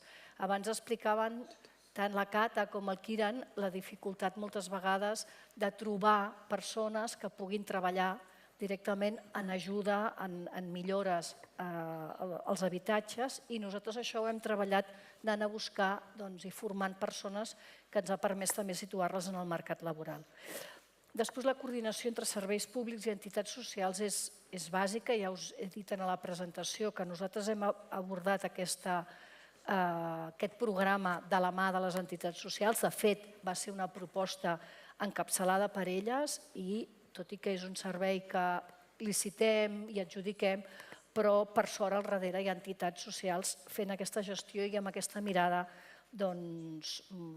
absolutament de proximitat i social. Això ens permet també vincular serveis socials i salut, vincular-ho amb serveis que tenim d'atenció sense llar, a dones víctimes de violència masclista, gent gran, etc. Pel que fa a la igualtat de gènere, comentar-vos que nosaltres des de ja fa molt temps el conjunt de programes municipals que tirem endavant treballem en protocols d'actuació per prevenir la violència de gènere i moltes vegades també programes que no estan directament vinculats ens permet tenir ulls també per aquesta realitat i poder fer les derivacions quan ens hi trobem. Ja fa temps que fem la recollida d'indicadors d'activitat segmentat per poder tenir més informació. Abans la Bei va insistir en la necessitat dels indicadors i de poder treballar, i des d'aquest punt de vista nosaltres a l'estar molt directament en coordinació amb la ciutadania, doncs això ens és fàcil. Actuacions específiques i acció positiva amb col·lectius concrets que moltes vegades qui encapçala la realitat són famílies, en alguns casos monoparentals, de mare amb fills, i que per tant també hi ha una realitat molt clara.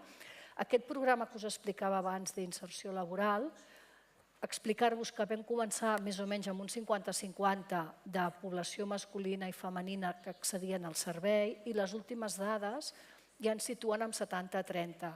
70 dones respecte al 30% d'homes, quan en principi, des d'un punt de vista més estereotipat, podria semblar que són feines doncs, que històricament han fet homes, però la realitat és que l'accés al mercat laboral, la formació i la inserció, doncs, per sort, estem podent arribar a aquests col·lectius de més difícil inserció i donar un tipus de formació que, com el mercat reclama, doncs, després els és més fàcil fer la inserció. Volia comentar aquesta sèrie d'exemples des del servei que fem a la ciutat de Barcelona.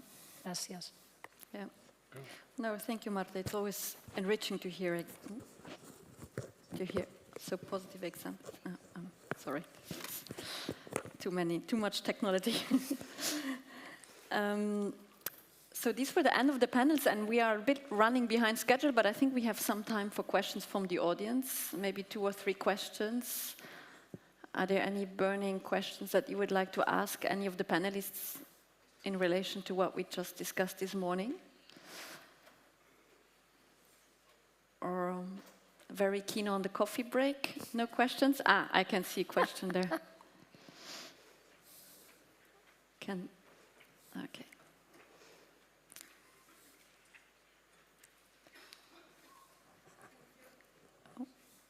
If you could just also briefly introduce yourself. It's Not anymore.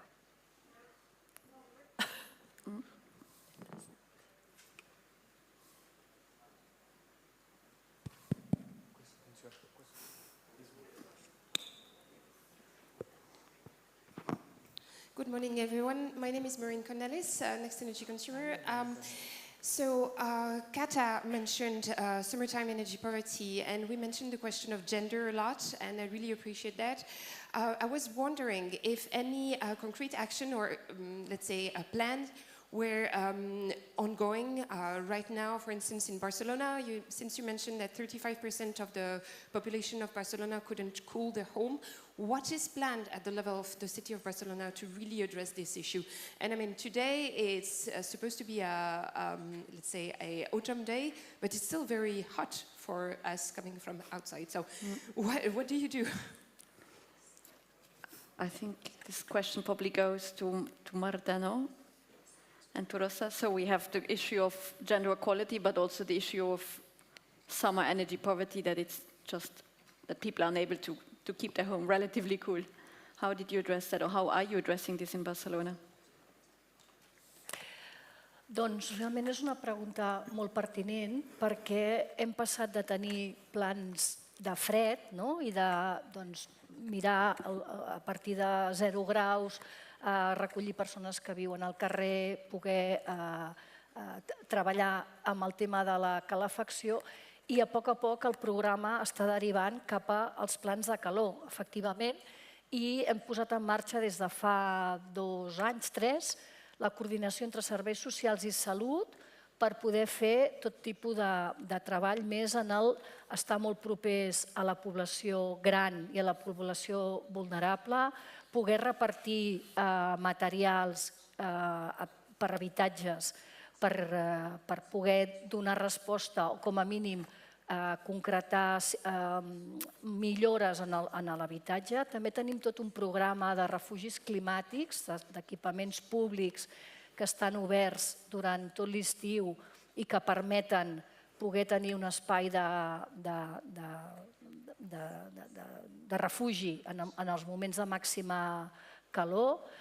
També hem experimentat i s'ha fet un concurs amb diversos arquitectes per poder fer tot un pla d'ombres a l'espai públic, donat que és una ciutat i una població que vivim molt al carrer i que, per tant, és un espai agradable. I, finalment, com us deia abans, dintre del programa dels PAEs, dels punts d'atenció d'assessorament energètic, també tenim una línia de millora dels habitatges. Ens agradaria poder incidir molt més. La veritat és que un tant per cent molt alt de les nostres hores acaben sent més per gestionar els bons socials, però està clar que des de serveis socials i des de tota l'àrea d'habitatge anar condicionant, perquè estàvem més dedicats a poder aconseguir clima a l'hivern i cada vegada la calefacció és menys necessària en aquesta ciutat i, en canvi, els sistemes de refrigeració, els ventiladors, etc., van prenent més espai en la gestió d'aquesta problemàtica en famílies que o no tenen recursos o són molt grans o no tenen eines per poder-ho resoldre. Okay. Thank you, Marta.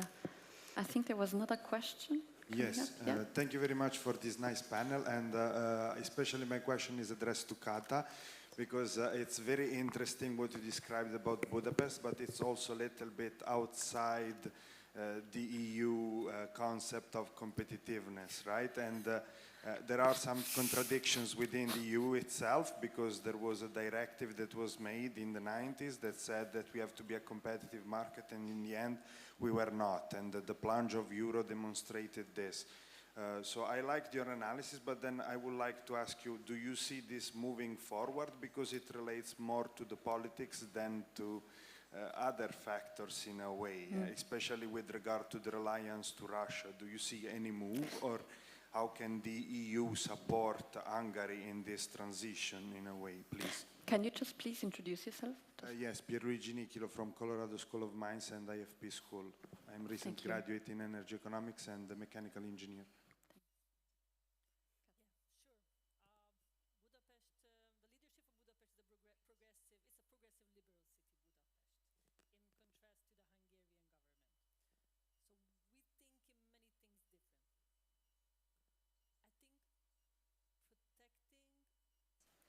The public, that's important. So that's in line with what I think about the world. That our role as leaders, as the public, that is we have to protect our citizens from all these waves that are coming. We should calm these down. The ways how you do this, maybe we do it differently. There's a huge price that the whole public has to pay because of the policy that was implemented on fixing all the prices and disrupting the market. It has a huge, huge price in infrastructure, because who was paying for these fixed prices? Nobody was paying. And when nobody pays, it means that everybody pays. There was like no investment in the grids, in the pipelines in the past 14 years. And that is already costing a lot of money. How the EU can help? I always say that I understand that from a distance, the Hungarian government looks very different from what the EU founders were thinking about the EU. But the Hungarian citizens are Europeans. Citizens of Budapest are Europeans, pro-Europeans, and are using European funds in line with European goals. So our cities, municipalities are using the cohesion funds to clean water, to preserve rainwater, we invest in green public transport, we invest in climate neutrality, we invest in mitigation, adaptation, biodiversity, social inclusion. We do everything in line with the common goals. When the Hungarian regions and cities are not receiving EU funds, it's not helping. And this is the case at the moment. So Budapest is a very progressive city in many ways. And even we are excluded now. We were excluded from the Recovery and Resiliency Facility, so we could not invest in all of the energy projects we wanted to. We are excluded from EIB loans and also excluded from cohesion funds. And I don't think that's the best policy to move on with. I'll stop here. Thank you, Kata. If there's no more really burning, there's one more burning question, but then it will be the last question so that we can go for the coffee break. Good morning. My name is Laura Presiche. I'm from UOC, University of Art of Catalonia. I'll speak in Spain, bueno, catalán, sorry. La meva pregunta és per la Marta. Abans estaves parlant d'apostar per la interoperabilitat entre les administracions públiques i també la coordinació entre els diferents serveis socials. Llavors, la meva pregunta és sobre si s'està donant el cas, si s'esteu tenim problemes de tractament de dades personals perquè sabem que es tracta de dades sensibles moltes vegades. Llavors, si la sensibilitat d'aquestes dades us està donant o pot donar problemes en detectar a vegades aquests problemes de pobresa energètica i tractar-les adequadament. Merci. Marta, yes. Bon dia. Sí, és una pregunta molt pertinent. La interoperativitat és una normativa que hauríem d'estar treballant molt les administracions. Després, molts cops estem en mans dels juristes, dels responsables de protecció de dades de les diferents institucions, que normalment són tan garantistes, tant de protecció, que no ens ajuden a poder treballar ràpid amb aquest tema. És un repte, sobretot per no complicar la vida de la ciutadania, perquè moltes vegades les dades les tenim nosaltres i l'únic que hem de fer és compartir-les, però efectivament és un repte resoldre-ho. El marc legal és clar, però després la complicació per tenir les autoritzacions corresponents hi són. Per posar-vos un exemple, aquest estiu ens hem trobat entre les dades que tenim de les 100.000 persones que hi ha a Barcelona que tenen teleassistència, que és el botó aquest que pots marcar perquè tens dificultats, perquè ets gran, per la raó que sigui, per avisar si tens qualsevol problema, i com compartir això amb Salut, que tenen la seva base de dades dels diferents CAPs de la ciutat i, per tant, poder fer avisos amb SMS, amb trucades, per veure, relacionant-ho amb la pregunta anterior, doncs poder donar resposta, poder estar a prop en el marc del Pla Calor. Doncs ens hem quedat, cada administració havent d'avisar els seus, i segurament hi ha persones que les hem bombardejat amb avisos perquè eren les mateixes, perquè com a mínim aquest estiu encara no hem tingut la solució podent-ho treballar conjuntament. Però és un tema que almenys l'Ajuntament de Barcelona té clar, els serveis d'atenció al ciutadà fa molts anys que hi treballen i en tot allò que podem interoperar doncs intentem que l'administració no demani dues vegades el mateix en el ciutadà. Realment és un repte. I aprofito, ja que tinc la paraula, només per comentar que el Pla Calor que us explicava abans forma part d'un pla molt important que està tirant endavant la ciutat, que és Pla Clima, que les properes setmanes presentarem i que segurament pot tenir interès per vosaltres. Per tant, us convido a entrar al web municipal i a seguir la informació sobre el Pla Clima a Barcelona. Thank you, Marta. I know Kieran wanted to come in. Can I? I think it's important that we don't leave this panel with no hope either. Well. I think the wheels are moving very, very slowly. That's very, very clear. There's a massive journey ahead. But if we don't keep working together, there's going to even be a worse issue. And that if we go back to siloized movements and trying to affect change, it's not going to happen. I think both Kath and I have mentioned the European Horizon mission movement of climate neutral by 2030. Like there's 111 cities that are working really, really heavily on that. So I wouldn't like to see all of us go away, audience plus here, kind of going, there is no hope. We just need to keep writing, lobbying, speaking with the right stakeholders to really target energy poverty and all the elements around energy as well, more and more and more and more. So we need more sessions like this, but not just sessions, get out and meet the people. Yeah, but Kieran, you have taken my role of summing up, but no, I just wanted to Sorry. thank you all.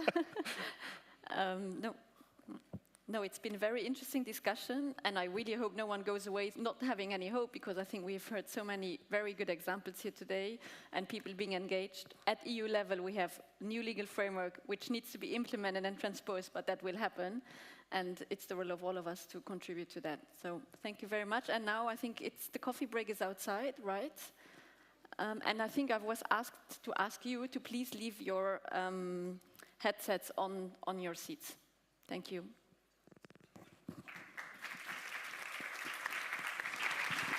Thanks a lot.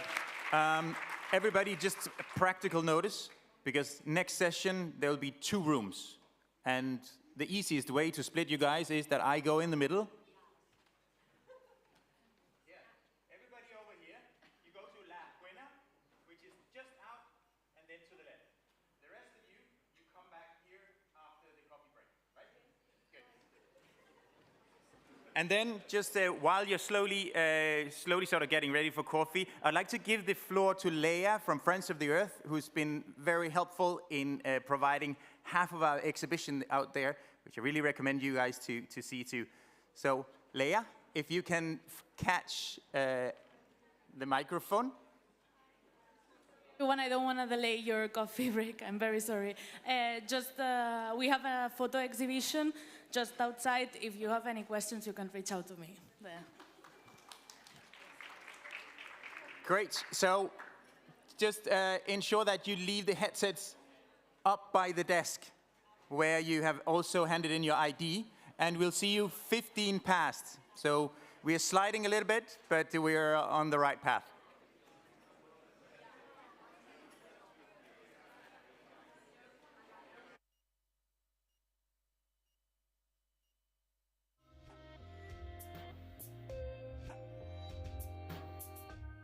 Did you know that energy poverty affects over 34 million people in the European Union? The result is that many individuals, especially those coming from the most vulnerable groups of the population, are unable to heat, cool, or provide other required energy services in their homes at affordable cost. Awareness about energy poverty is growing. The Energy Poverty Advisory Hub is the leading EU initiative run by the European Commission at the request of the European Parliament, aiming to eradicate energy poverty and accelerate the just energy transition of European local governments. The Energy Poverty Advisory Hub is working closely with local governments to become the central platform where you can discover local actions and measures for inspiring socially inclusive energy transition efforts, understand about energy poverty and how to tackle it by exploring national and local indicators, enhance your skills by following online training courses, and finally, benefit from direct support and develop your own local projects on the ground. Join our growing network to exchange your own experience and together tackle energy poverty.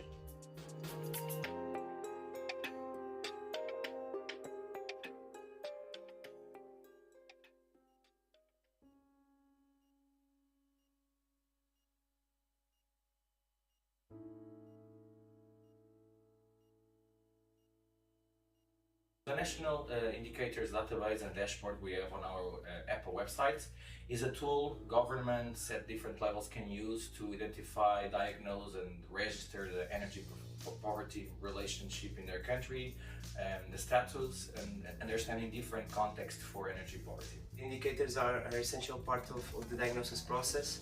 That is one of the important steps for mitigating energy poverty. And they are used to identify the energy poor, who are these people, the most vulnerable regions, and to then tailor measures that effectively target this vulnerable population and aiming to reduce their vulnerability.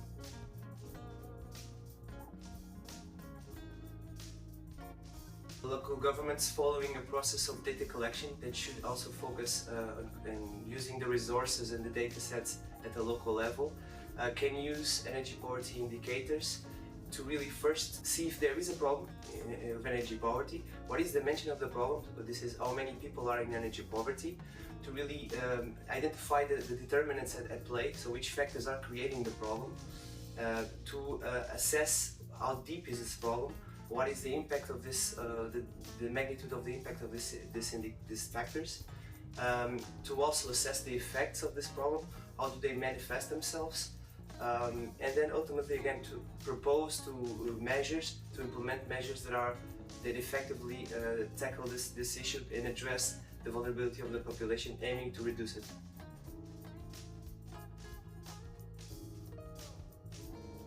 We have now indicators related to climate. So heating degree days, cooling degree days, for example. We have indicators that are really relevant for energy poverty on energy consumption and facilities, so around the building stock, around the type of equipment being used. Then we have another area, area of main topic, which is transportation. So we try to bring expenditure related to transportation and other indicators for that. And we also bring information around socioeconomic aspects, so income-related indicators on age, on gender, on income. But then we go deeper into this. So, for example, we have indicators related to health. which is really important to understand also the consequences of energy poverty in the countries and regions.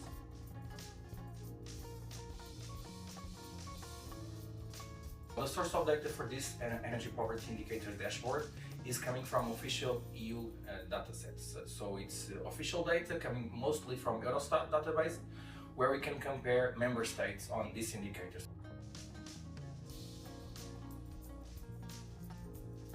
It can be challenging to establish common indicators across regions because there is a diversity of data availability. So different regions have different types of data available.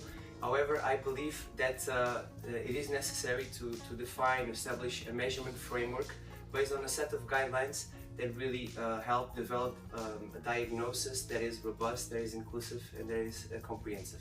So we have published a report in EPAH called Bringing Research into Local Practice, and in this report we do this assessment of a diverse group of indicators, and we precisely set these guidelines really to guide local municipalities to build a measurement framework that is adequate to really measure energy poverty in their territories.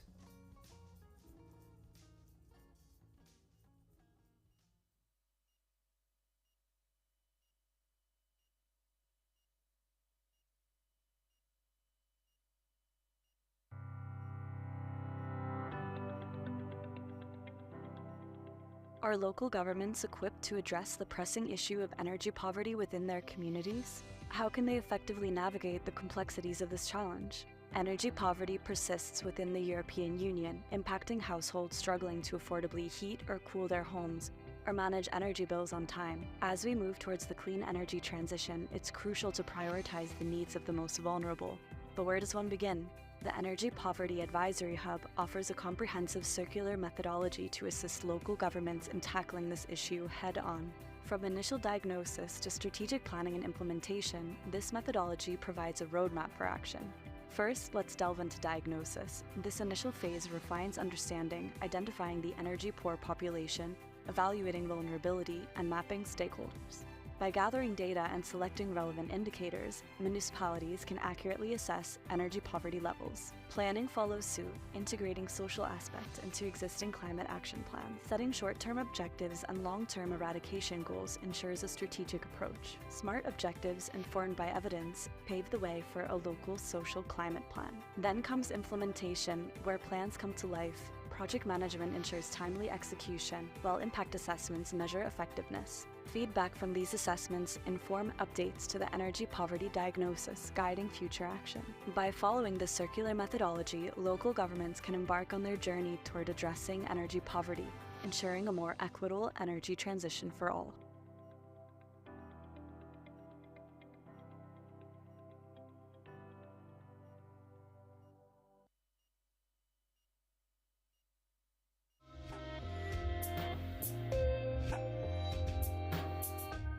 Did you know that energy poverty affects over 34 million people in the European Union?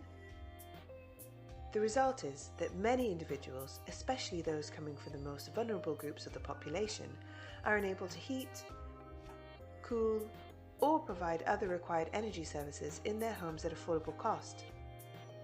Awareness about energy poverty is growing.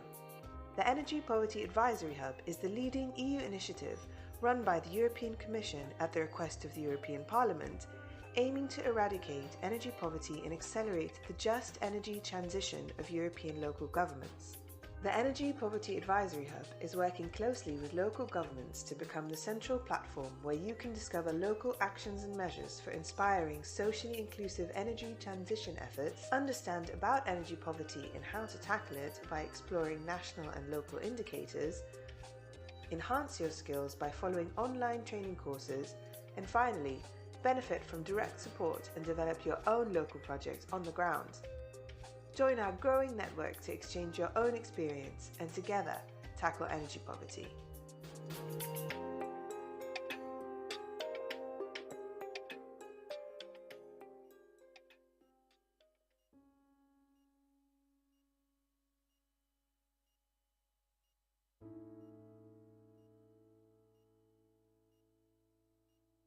the National Indicators Database and Dashboard we have on our EPAH website is a tool governments at different levels can use to identify, diagnose and register the energy poverty relationship in their country, the status, and understanding different contexts for energy poverty. Indicators are an essential part of the diagnosis process. That is one of the important steps for mitigating energy poverty. And they are used to identify the energy poor, who are these people, the most vulnerable regions, and to then tailor measures that effectively target this vulnerable population and aiming to reduce their vulnerability.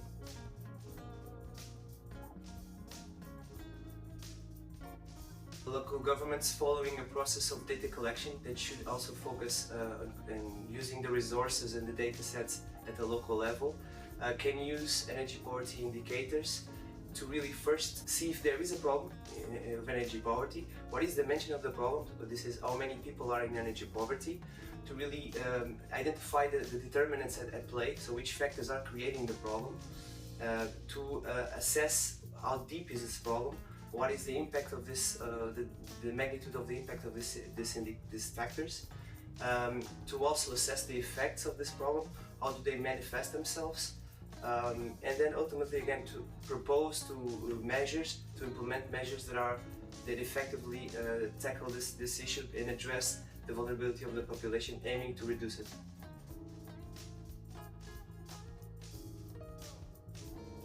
We have now indicators related to climate. So heating degree days, cooling degree days, for example.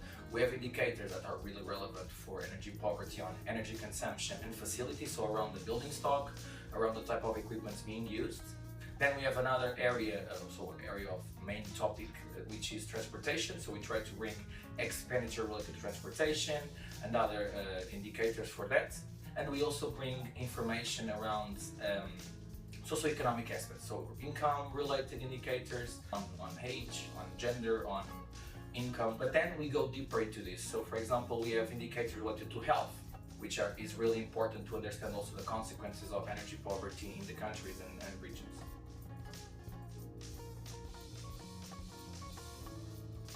Well, the source of data for this energy poverty indicators dashboard is coming from official EU datasets. So it's official data coming mostly from Eurostat database, where we can compare member states on these indicators.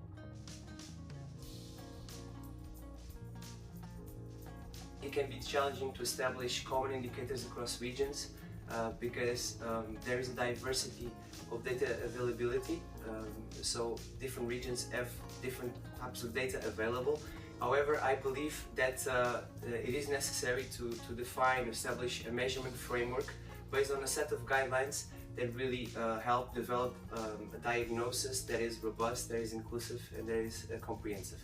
So we have published a report in EPAH called Bringing Research into Local Practice, and in this report we do this assessment of a diverse group of indicators, and we precisely set these guidelines really to guide local municipalities to build a measurement framework that is adequate to really measure energy poverty in their territories.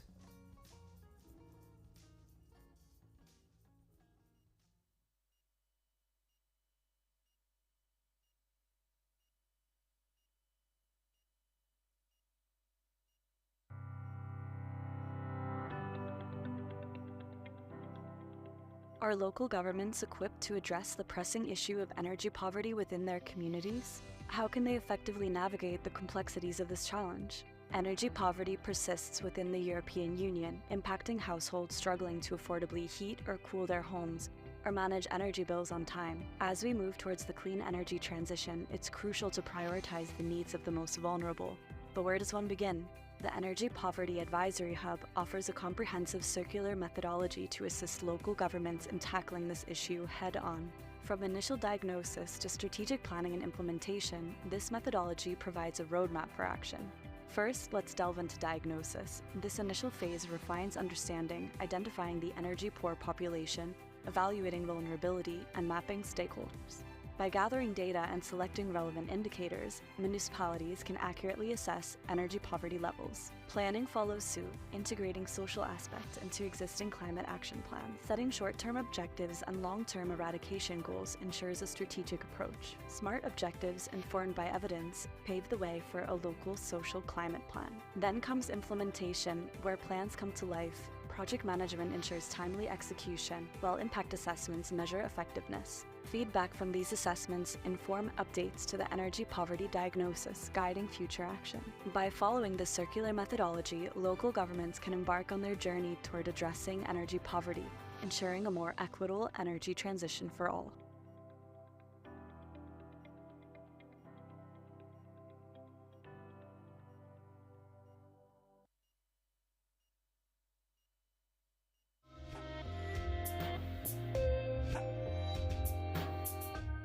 Did you know that energy poverty affects over 34 million people in the European Union? The result is that many individuals, especially those coming from the most vulnerable groups of the population, are unable to heat, cool, or provide other required energy services in their homes at affordable cost. Awareness about energy poverty is growing.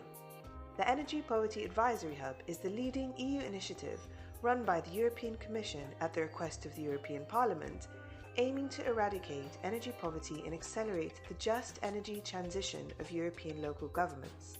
The Energy Poverty Advisory Hub is working closely with local governments to become the central platform where you can discover local actions and measures for inspiring socially inclusive energy transition efforts, understand about energy poverty and how to tackle it by exploring national and local indicators, enhance your skills by following online training courses, and finally, benefit from direct support and develop your own local projects on the ground.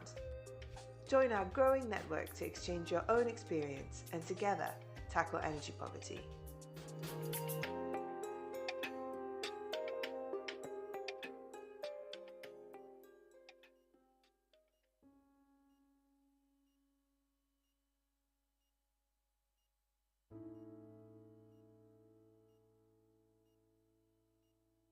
The National Indicators Database and Dashboard we have on our EPAH website is a tool governments at different levels can use to identify, diagnose and register the energy poverty relationship in their country, the status, and understanding different contexts for energy poverty. Indicators are an essential part of the diagnosis process. That is one of the important steps for mitigating energy poverty. And they are used to identify the energy poor, who are these people, the most vulnerable regions, and to then tailor measures that effectively target this vulnerable population and aiming to reduce their vulnerability.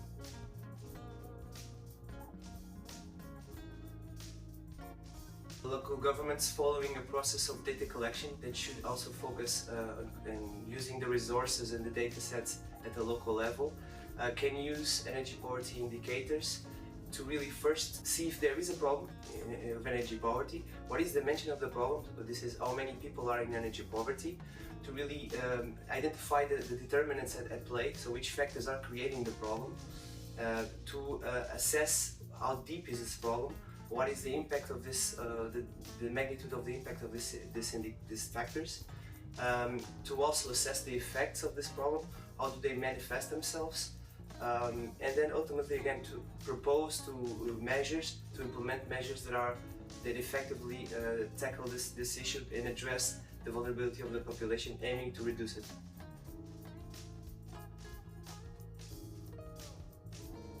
We have now indicators related to climate. So heating degree days, cooling degree days, for example. We have indicators that are really relevant for energy poverty on energy consumption and facilities, so around the building stock, around the type of equipment being used. Then we have another area, area of main topic, which is transportation. So we try to bring expenditure related to transportation and other indicators for that. And we also bring information around socioeconomic aspects, so income-related indicators on age, on gender, on income. But then we go deeper into this. So, for example, we have indicators related to health, which is really important to understand also the consequences of energy poverty in the countries and regions.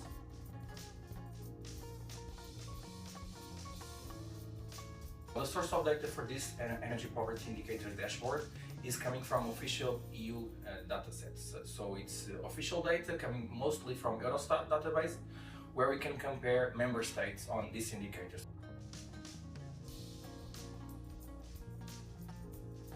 It can be challenging to establish common indicators across regions because there is a diversity of data availability.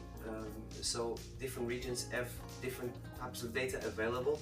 However, I believe that it is necessary to define, establish a measurement framework based on a set of guidelines that really help develop a diagnosis that is robust, that is inclusive, and that is comprehensive. So we have published a report in EPAH called Bringing Research into Local Practice, and in this report we do this assessment of a diverse group of indicators, and we precisely set these guidelines really to guide local municipalities to build a measurement framework that is adequate to really measure energy poverty in their territories.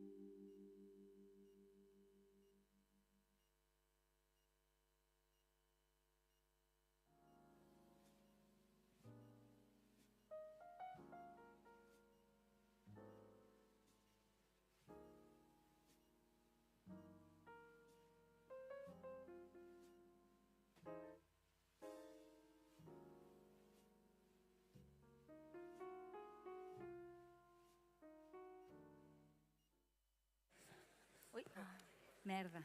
Ai.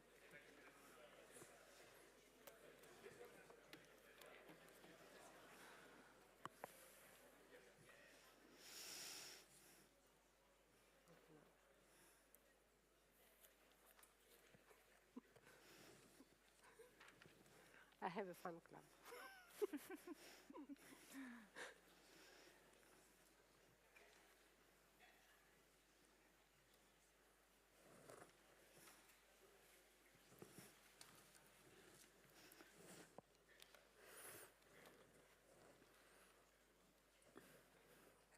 table seems very far away. Yes. I'll put it back to me.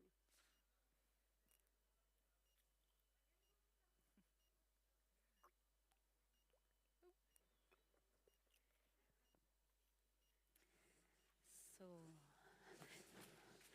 good morning to everybody. I hope you had a nice time with a coffee break, some networking. This is Cristina Ramos from the EPA team. In this table, we really want to share with you some technical assistance we have been doing with the EPA team, with the EPA service around Europe.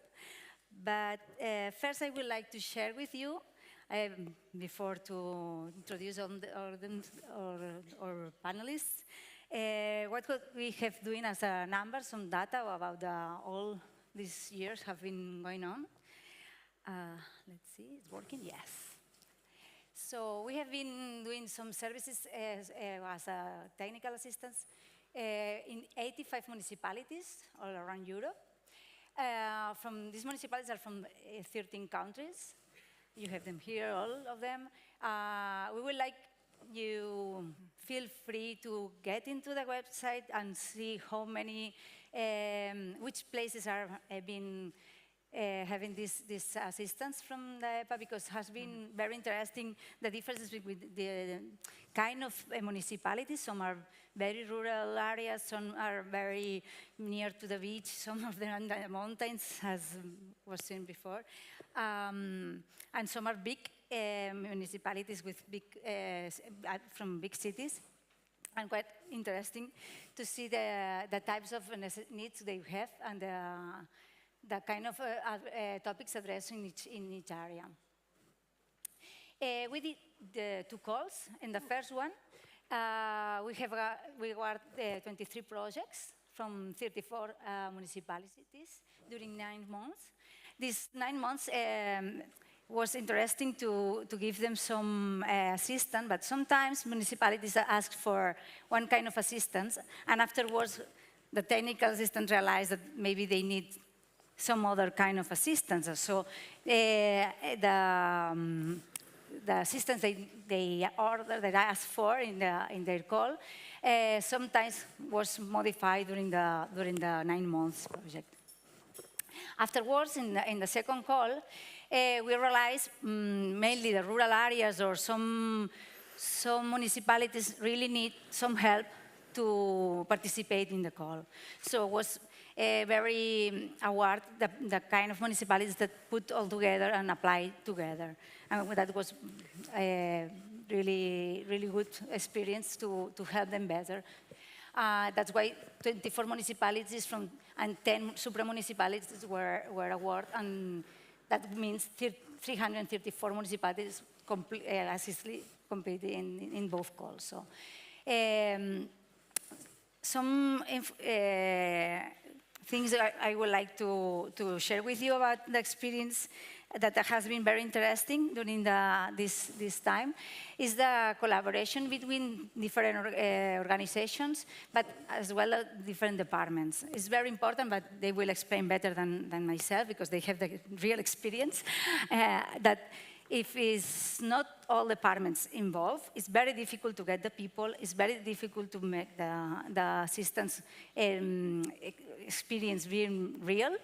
And as well, it was very interesting to have the knowledge from the universities and from the consultants, entities and companies to bring to the real life, to the real needs from the municipalities or their knowledge. So it has been a very interesting sharing information.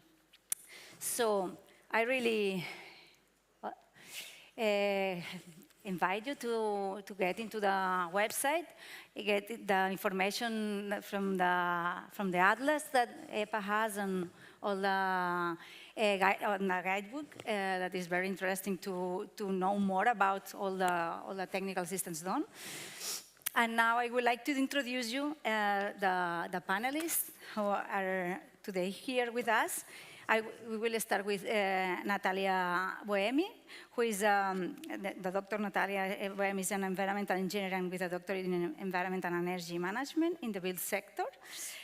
She is the head of the Energy and Climate Action Department of CLUB. I didn't say it properly for sure.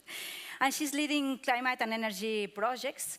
And her research interest is focused on energy poverty, climate change, and just transition and energy efficiency, mainly in the built environment.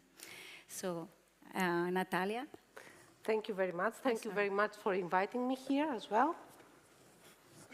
Today, I'm here just as a technical assistant to 4 municipalities that participated in the second technical assistant for EPAH.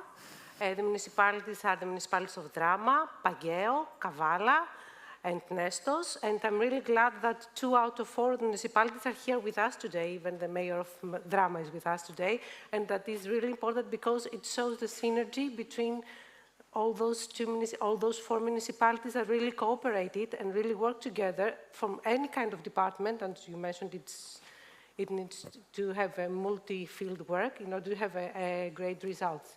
So just a few words about what we have done. We have started the cooperation in the beginning of September, and we ended at the end of June. We have selected 16 indicators from EPA's repository. We have 982 responses from those 4 municipalities. And even though we had an issue with one of the municipalities, they are willing to start even now the data gathering, because it is really important to gather all those energy poverty data, because they could be used as tools for further discussion and for further studies for the municipality. So that was what was really interesting, that we gathered the data via field survey, via in situ audits, via questionnaires, and that was the main role of the social services.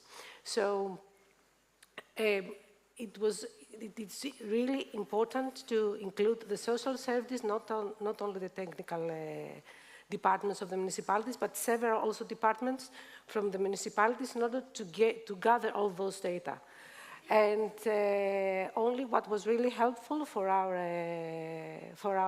followed methodology, that we have an accompanying letter that describes the purpose of the study, why it's being done, and it's not just something that doesn't have a face, because it had numbers. It has a contact person that anyone could communicate in order to understand which kind of data and why we need all those data. Okay, that's the wrong one, probably. Okay, so it doesn't appear really good. So what's the key findings? The key findings shows that we had a really low educational level, which seems, you know, that according to literature, energy and energy poverty, and if you are willing to adapt any kind of energy efficiency measures, is really linked to education and the degree that you are having. But in our case, even though all the people that responded, it's not that really well qualified, they are willing and they adapted several measures about energy efficiency. So you can see the results. The results show that we have quite big houses in those 4 municipalities. We have many people that they live in private-owned residences, which is more easy to adapt any kind of energy efficiency measures, but it's also something that is really happening in Greece as well. And let's go to the next slide.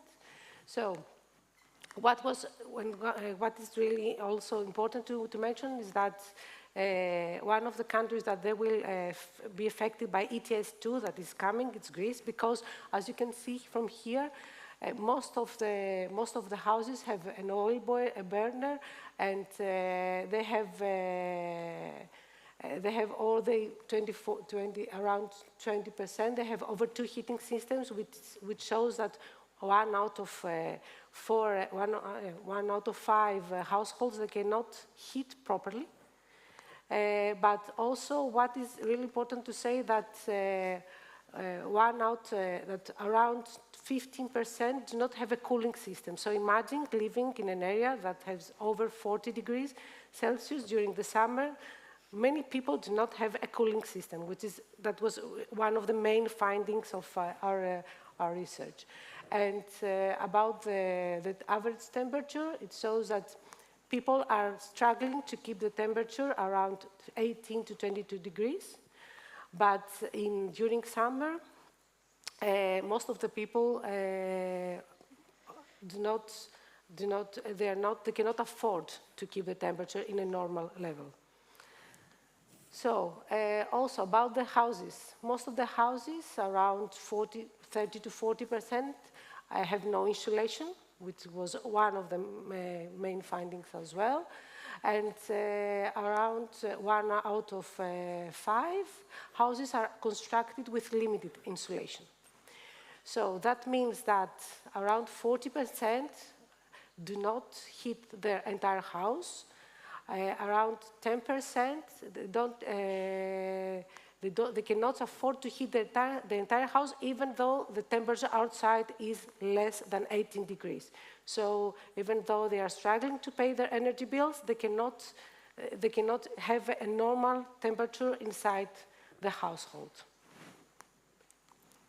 And, okay, around, I cannot see them like that, around 5 to 10% do not pay their bills on time, which is which shows that even though there are people, they are many, not only energy poor people, but also poor people in the area. Around 30%, they cannot cover their needs and obligations with their annual income. So any kind of substance, any kind of money that are provided by the government in order to heat their home, they're not substantial just for heating purposes. Around 30%, 26 to 40% are beneficiaries of the social tariff. So even though they receive that, it's not substantial. Around 26% have intermold problems that they can they are connected with health issues. And what is really important is that around 65% are not aware of the existence of their EPC, which that shows a lack of information. That's why it's really substantial to create a one-stop shop and have some training sessions in the area just to inform people about how they can upgrade their homes and what is energy efficiency measures and what are also the tools that they could adapt in order to be not to be vulnerable anymore. Thank you. Thank you. Thank you, Natalia. So I haven't said, but it's Macedonia from Greece, of course, the experience that you are showing. Now we have Susana Camacho, who is the technical assistant for the Barreiro municipality. She's a graduate in environment engineering with a master's degree in sanitary engineering and postgrad degree in renewable energy in buildings. She's a director of Energy, where she coordinates several national and European projects related with energy poverty and energy efficiency and climate change. So, Spain, go ahead. Thank you. Thank you. Hello, everyone. I'm from Synergia, that is the regional energy agency for 4 municipalities in the Lisbon metropolitan area, but in the south margin of River Tagus. And I'm also a board member of RENAI, that is the National Network of Energy Agencies. I will be sharing with you today some ideas about this transition point next to you, mobile one-stop shop, that was the technical assistance in this region. But I will also briefly introduce another one, that is prescribing a comfortable home. That was another technical assistance in one of our municipalities in Moita. Both projects are dedicated to addressing energy poverty and making a real difference in improving people's life. So, what is the transition point next to you? You can see it over. In Portugal, energy poverty is a major issue with many families needing special help. To address this, the Calouste Gulbenkian Foundation started this project as a pilot project, Transition Point, in 2022. And it lasted until 2023. Together with partners like RENAI, the national network, and also with SENS support from Nova University, new ways to support people at local level were tested. And this mobile one-stop shop was set up in a reused shipping container and offers local communities advice on energy efficiency, but also free home energy assessments and support with electricity and gas costs. So why creating a one-stop shop? You see here some of the partners from the pilot project. And I will share with you, many documents were already produced about one-stop shops, but I leave here for further consultation some more references. Here you can find the impact report and some lessons learned about the Transition Point pilot projects. But I also can share with you that the one-stop shop really make it easier for families to navigate through complicated process and get the help they really need. Many families don't know how to assess resources, but this model brings together financial support, technical solutions, and energy efficiency advice in just one place. So collaboration with the local authorities, energy agencies, energy providers, and also the social services make this solution more effective and adapted for those who really need them most. That was what happened in this region. With this technical assistance from EPAH, Transition Point next to you, that was a replication of the pilot project that happened first in Sesimbra, Setúbal, and Palmela in the Setúbal district.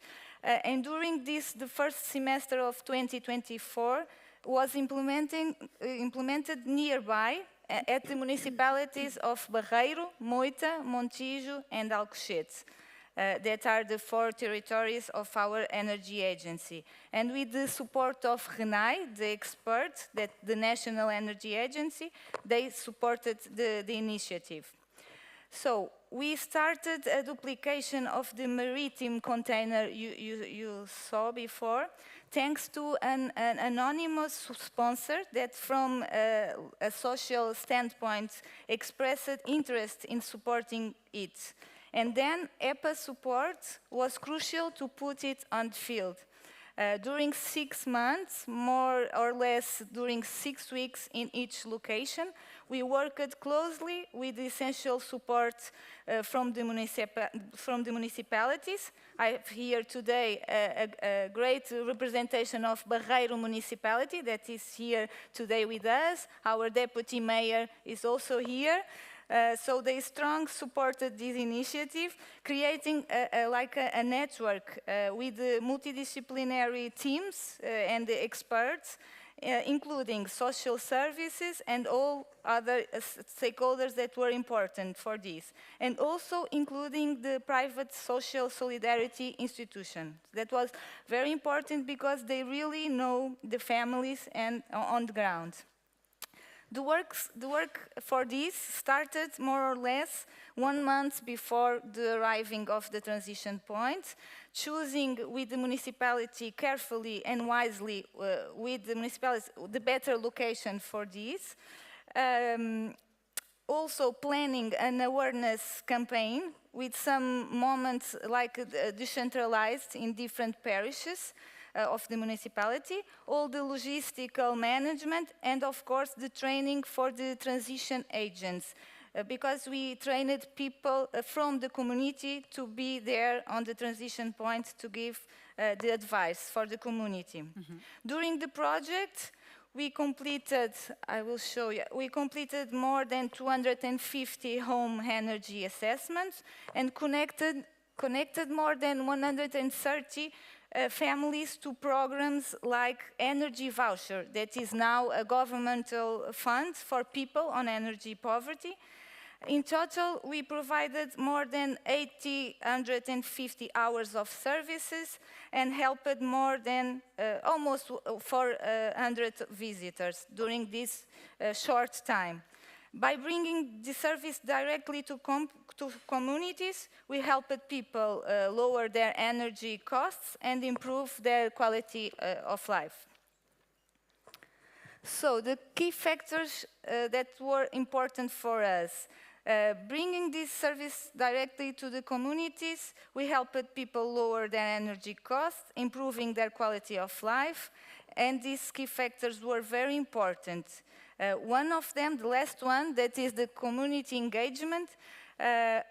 This is where we had the opportunity to create a synergy to another technical assistance, the prescribing a comfortable home, that addressed energy poverty as a public health issue. And for the future, we hope that this methodology of identification of families can be also in the future replications of the transition point.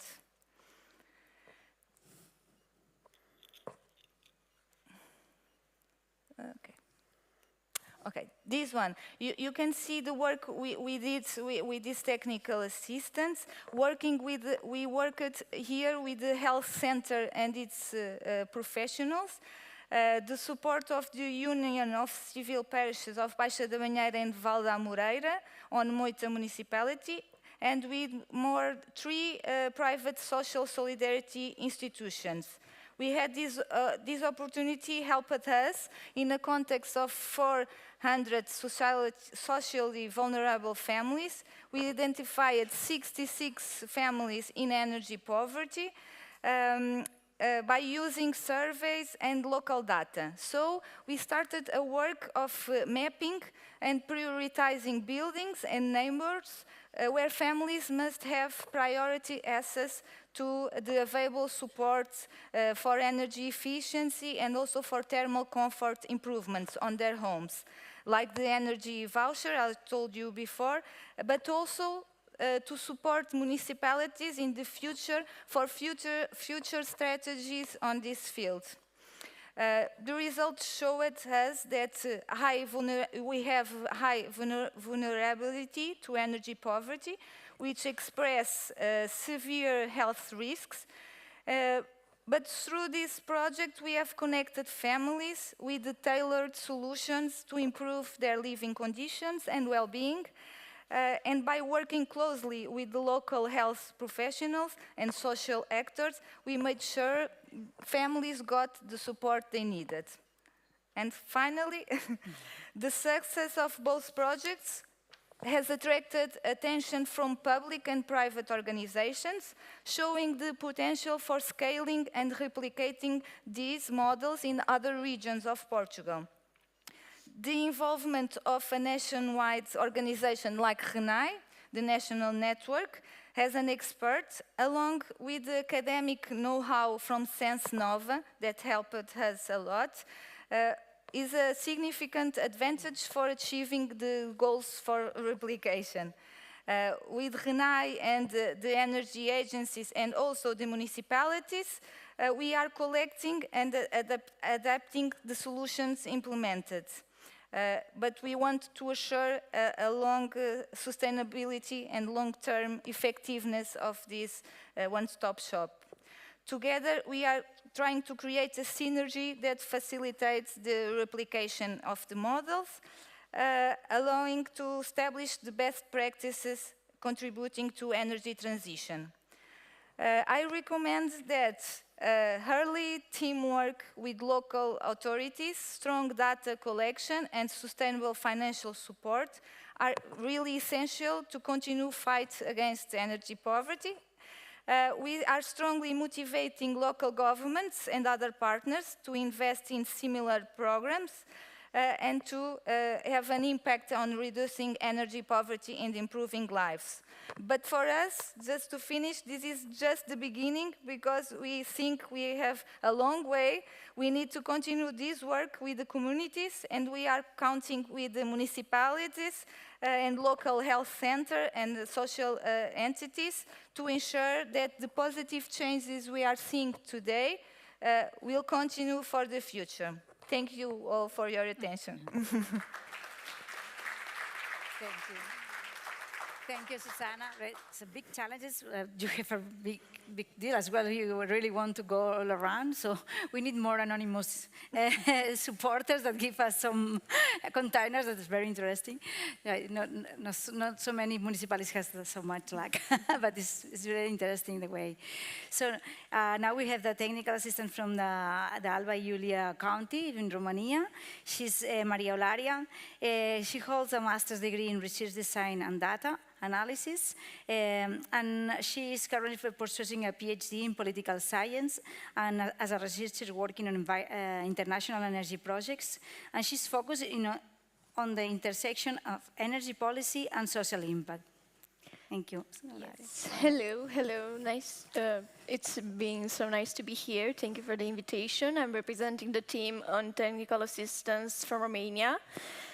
We did a technical assistance with Alba Iulia, which is one of the oldest establishments in Romania.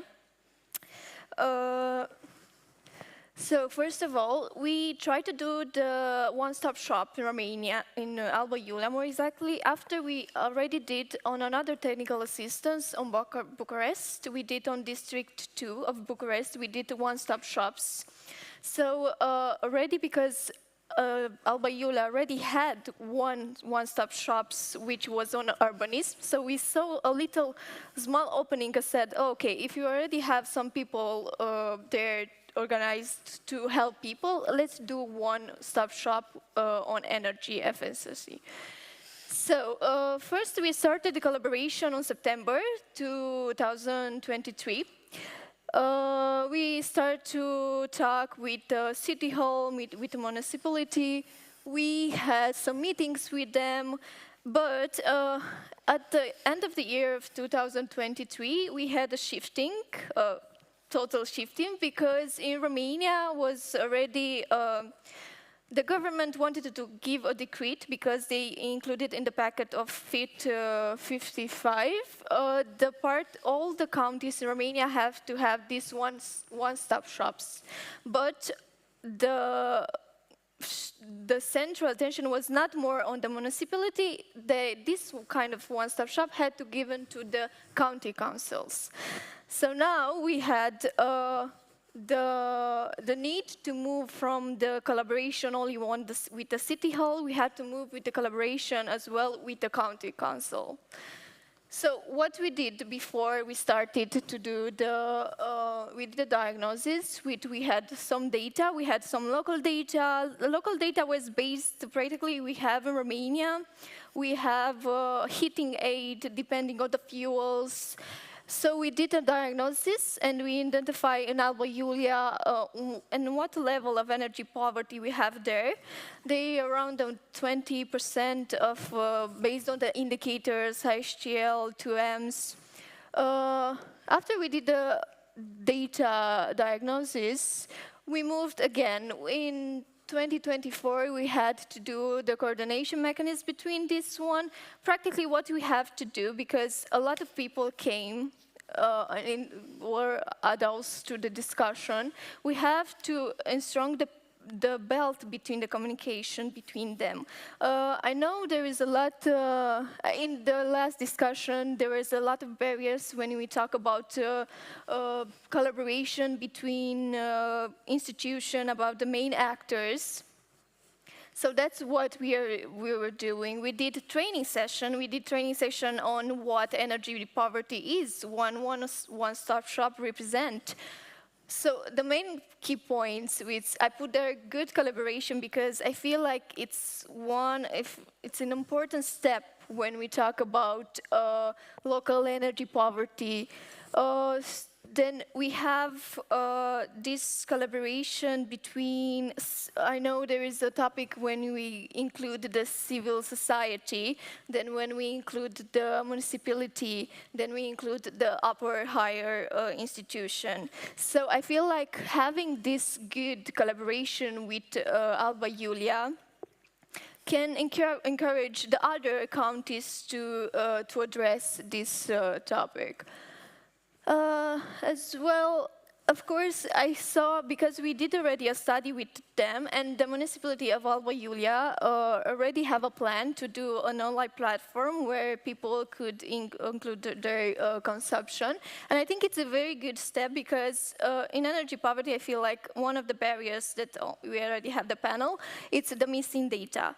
So I feel like having data directly coming from the consumption people could help us to identify more, to find solution more exactly for them, concentrated on their problems. So yes, thank you very much. That was our presentation. Thank you. Thank you, because that gives us some time to have some questions afterwards.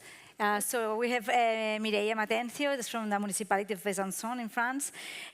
She serves as Energy Poverty Coordinator at the City Council of Besançon.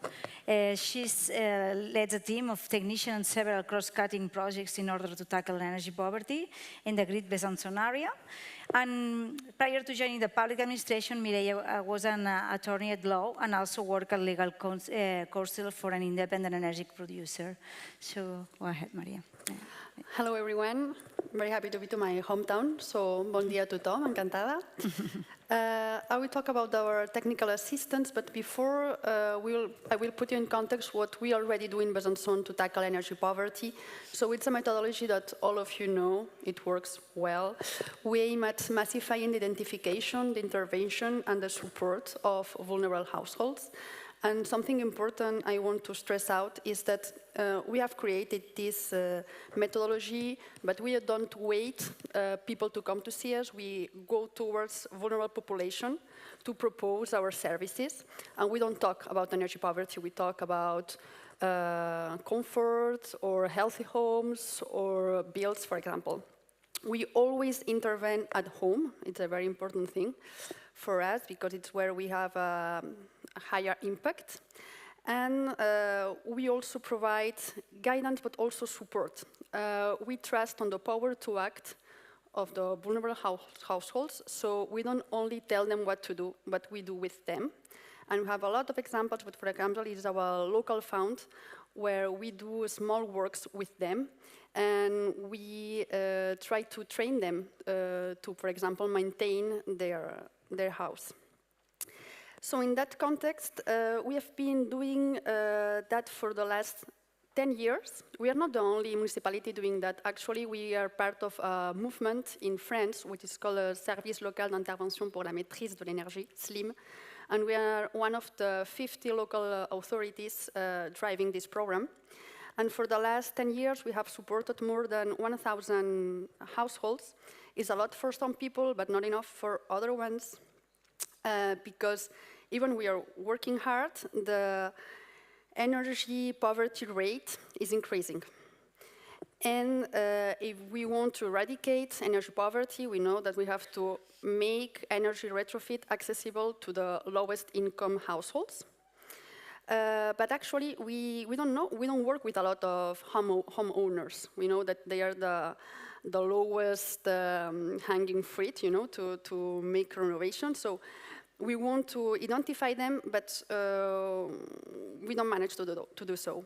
And on the other hand, we realized that even if the public subsidies to do energy retrofit in France have massively increased, I mean, now the housing agency, they provide up to 90% of the cost of the works within the ceiling amount. And if we addition, for example, the local subsidies, we can have 100% of the works financed under public subsidies. But even though public aids are rarely requested by vulnerable households. So with these statements, we decided to ask for a technical assistance in order to improve public policies on financing energy retrofits for vulnerable households. And for the first time, the housing department and the energy department where I work, we started a collaboration together. It sounds crazy, but it started last year. So EPAH was a very interesting opportunity to work together with the experts, which are not here, and I warmly thank them. And the first thing we did together was a diagnosis. And actually, our technical assistants told us that we were wrong, that the energy poverty rate was not 40% of the population, but 30% of the population. And I think we can trust them because they are also the data provider for the French government. So I think that it's very concerning that almost 1 out of 3 people in Besançon is suffering from energy poverty. The first result was that what we were doing was a good solution, so it's very nice to hear that from experts. And we have to ensure the longevity of this program because we are all working with public subsidies and, to be honest, with temporary contract jobs. So if we want to really tackle energy poverty, we have to make sure that this program lasts. And we have to improve also our capacity to reach all the vulnerable households, in particular in the rural areas. And then they suggested some areas of improvement. The most important ones were the leverage of financing tools, which became an action plan. First of all, the review of the distribution criteria of financial aid of the metropolis. We have been supporting individual houses, and now we have switched to support better multi-property buildings. So if the state is financing 50% of the assistance of the mastery of works, now Metropolis is financing the 50%. So all the assistance is financed by public subsidies. That's something that the technical assistants pointed out, but we were already working on. The second one is to set up a pre-finance solution for subsidies, because even if the household will have the subsidies at the end of the works, it's very difficult to pay to the companies to start the works, 50,000 euros, for example. Even more if you are a vulnerable household. So the stakeholders that were doing that, they stopped, because with the increasing of the public aids, they don't have the budget enough to provide that service to all the population. So today, we don't have a pre-finance solution, and it's a big problem. So what our technical assistants did is to provide some context of banks who could do that. And also to encourage banks to distribute the eco loans 0% interest, because even if this product exists, not all the banks are providing that, and they are not providing that to the most vulnerable households who are excluded from the classical credit instruments. And the last solution is that to set up a territorial assembler of high-performance renovation, a one-stop shop. But I would say an improved one. Why? Because our technical assistants have been innovating with the third financial operators that have developed a methodology to ensure the quality of works. And it was an Horizon 2020 project, so all the outcomes are available to everyone.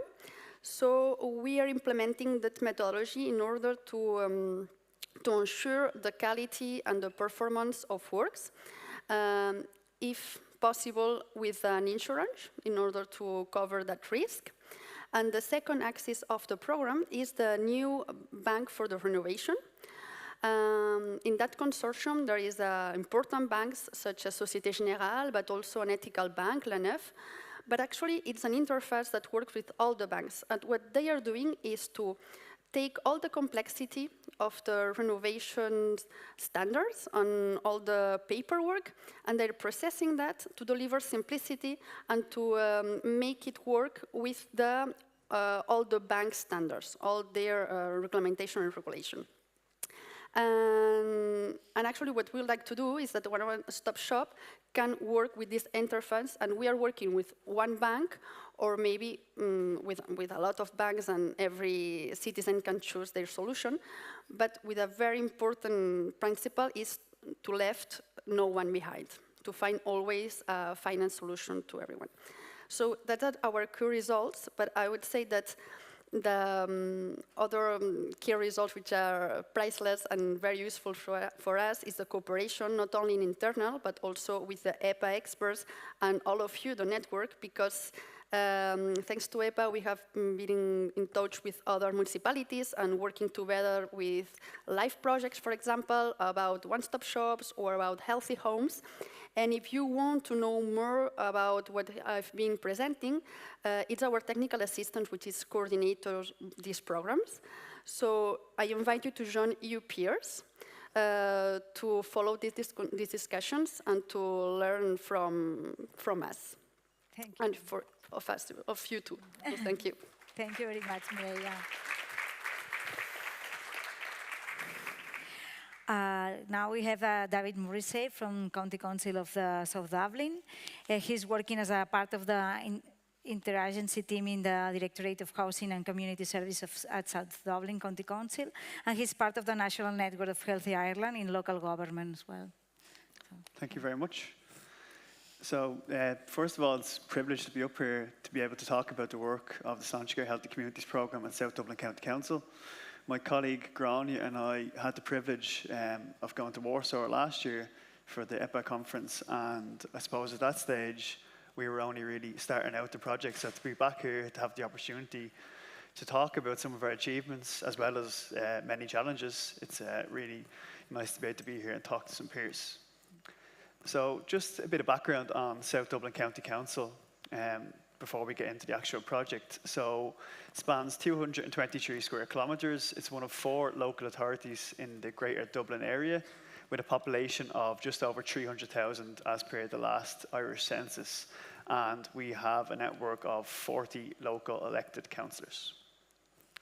So the Sláintecare Healthy Communities Programme, and it's kind of interesting because we were speaking earlier about, some of the speakers earlier were talking about, the link between national and local government. So the Sláintecare Healthy Communities Programme is an Irish Department of Health initiative, which is ultimately funds local authorities as well as the health service to look at health inequalities in some of the most disadvantaged areas in Ireland.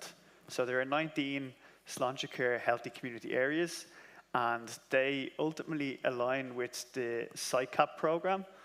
So we're talking high level of disadvantage as well as a high proportion of young families.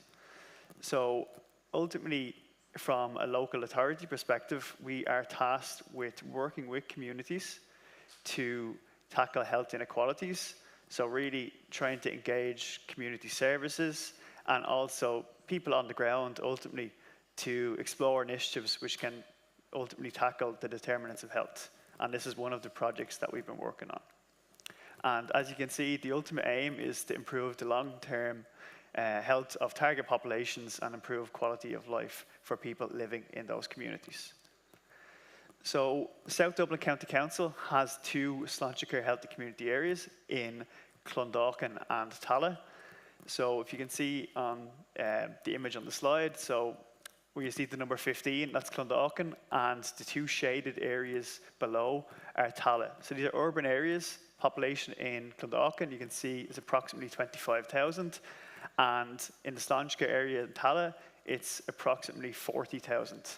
And you can just see an example then of the breakdown of housing within these communities, which I've included in table form. It's probably not the tidiest of slides, but I think you might be able to make it out there. We're talking significant amount of local authority owned property, and also when we're looking at this project, we are working with local authority tenants, but also engaging with householders who may be private rented, or they could also be homeowners themselves. So we'll get into that in a couple of moments, but that's ultimately a breakdown of the areas in our county which we are working. So when we applied for the EPAH technical assistance, really we were looking for support for a couple of different factors. So we're looking for really advice on capacity building and engaging households in energy hardship. We're looking for advice in assisting in the design and development of a pilot project, and really advice in terms of evaluation. So a couple of the speakers beforehand have mentioned around resource and capacity. We're a small team. Each Sláintecare Healthy Community area has one local development officer in the local authority. So I would normally work in Clondalkin and my colleague in Tallaght, but I'm covering both areas at the moment. So it's a small team, but we do feed into a national network of Healthy Ireland in local government. So we have a network of around 51 people across the Irish local authorities. But ultimately, because this is a small pilot with small amounts of funding, we really wanted to make sure that those were the key principles that we were achieving throughout. And just included a couple of images. So these are just two of the estates that we would have been targeting for this project in Tallaght and Clondalkin. So these will be majority local authority accommodation, where in these cases housing conditions are ultimately an issue that is fed back, and ultimately that is one of the reasons why we wanted to really engage these communities in this project. So just looking at our overall aims then, so we wanted to develop and pilot an energy consumption project and provide tailored supports to households at risk of energy poverty. But we also wanted to kind of try to provide a blueprint to our national network, so to the other areas in other local authorities in Ireland. And really, that's where the technical assistance is a huge help, because I am certainly not an expert on energy. We're looking at this in terms of health and health inequalities. So to be able to have expertise kind of to provide us with the way forward in that regard was hugely beneficial. So really the objectives then that we wanted to do, we wanted to support energy consumption behaviour change through tailored household plans. We wanted to equip households to feel confident about understanding energy consumption. Interesting, because in the areas that we're working in, I know we're here today to talk about energy poverty, but ultimately the areas that we're talking about are areas that experience high levels of poverty, and you don't necessarily disentangle energy poverty from the other areas, but also ultimately often what was fed back to us was that people didn't necessarily feel that they had the knowledge or power to kind of tackle energy bills, to understand that literacy element of understanding your service provider and your contract you're on, compared to maybe having support in the community for maybe food banks, where you can look at your weekly shopping and you're able to make the changes in terms of how much you're spending. Energy felt a little bit more abstract for a lot of the people we were engaging with. So this is why this is really important within the context of the communities we're working in. We also wanted to develop the analysis and really to see how householders can reduce energy consumption in a healthy, safe and sustainable way through low threshold measures. And I'll talk about the low threshold measures in a couple of moments. And we wanted to provide households with some small energy items to actually action some of that advice, as well as to obtain insights from participating households regarding the impact on their health in terms of experiencing energy poverty. Because obviously we're coming from a health perspective. We are looking at, we would have engaged with educators, so teachers in local schools who would speak about, children coming to school, maybe hungry, maybe their clothes weren't washed, and ultimately trying to get that feedback from the community up about how that actually manifests itself, the energy poverty, in everyday life, ultimately. So with this project, our partners, you can see some of the logos at the bottom. So we had to procure a company to carry out the energy assessments. And like it was mentioned earlier, this proved really challenging in terms of this is a small pilot project with the timelines ultimately moving quite regularly. And to get a company to commit to carrying out really tailored work with households, spending a lot of time with them was actually quite challenging. We were very fortunate that we did manage to do so. And our other partners there, we had Dr. Niall Dunphy, who was the technical assistant from EPAH, and he is working at University College Cork, but he was really brilliant in helping us go through this process. And then we had wider support at South Dublin County Council, as well as our Sláintecare Healthy Communities programme. We initially had hoped to carry out 100 household assessments, and like colleagues had mentioned earlier, budget was a huge issue. So we had funding from the Department of Health as part of the Sláintecare programme, but the funding ultimately that was allocated was limited, so we had to try and make the money go as far as possible. The expertise from University College Cork and from EPAH helped us to understand that it was very important to do this in a tailored manner. So we actually stripped back the numbers. We went from 100, we went from 100 and we went down to 50, but we gave each household double the engagement. So they received 2 household visits, and the contractor company spent up to an hour with them on both occasions. So it was felt to have the quality over the quantity in that regard. And you can just see the example of some of the steps. I won't go through them, but that was ultimately the steps that we followed through this process. Some photographs then, just to show from some of the conditions in the households. We received these from the contractor last week. Some of this work is still ongoing, so this is still coming into us. But you can see some of the issues there that have come up within the from the project. And again, the previous speaker mentioned about we don't speak about energy poverty. You can see our project posted there, it's struggling with energy costs. But we found one of the ultimate things with this project is around the messaging and how to get communities involved, but also doing so in a way that the messaging is kind of applicable and understandable at a local level. Just go through some of the challenges then quickly. So we are ultimately a project which seeks to work with communities and people within communities who need the most support. So it's particularly a very targeted project. If we advertise this program in the areas publicly, across the board, we would ultimately easily get the number of households, but we mightn't necessarily get the right households. So the targeted nature of it proved quite challenging, because some people who would really benefit from the project maybe didn't have the capacity to have somebody come out to their house twice, because they have lots of other stuff going on in their lives. So some challenges there. Again, messaging and promotion, follow through were harder to engage cohorts, and then ultimately trust and engagement with public bodies. A lot of these areas, it's not very easy for the local authority to come out and engage. There's lots of issues there in terms of, it could be issues around housing supply, housing maintenance, and it's not often an easy relationship, but exercises like this really help to build trust. And then ultimately staff resource and competing interdepartmental priorities. Housing in Ireland is a huge issue at the moment. There's a massive capital project in South Dublin County Council with housing builds, but their timelines are so tight that it's difficult to get the interdepartmental work that is necessary. So that has been one challenge. And then just to wrap up, ultimately we have engaged approximately 40 households in this project. In the photograph there, we are at the moment putting together some participant testimonies. One of the participants is in the photograph there, who's really benefited from the project and is ultimately, hopefully, going to become a community ambassador for us. And we're going to be promoting the project, and to actually have it demonstrated that it has been achieved in the area will do far more than any poster will. And our technical assistant is also in that photograph, Niall Dunphy, so he came up as well for the day.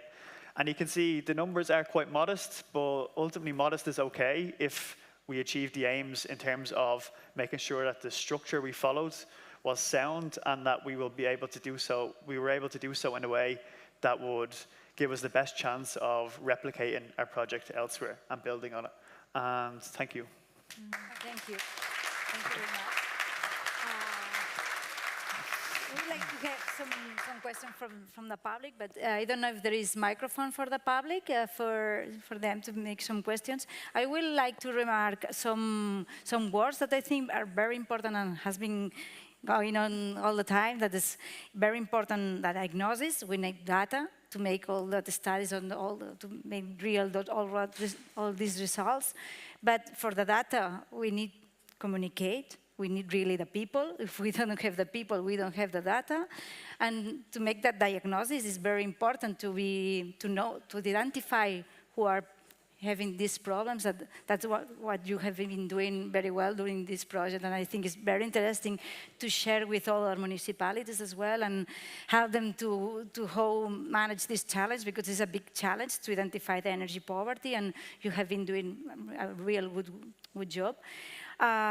So communicate, make the diagnosis, but big thing is the empowerment. So give trust. No, you were talking about if the people don't trust you, it's not going to come to explain their situation. So if we don't get the trust from the people who are having this situation, it's never going to go to a one-stop shop that we are creating. So make them very near, very informated, but empower them. No?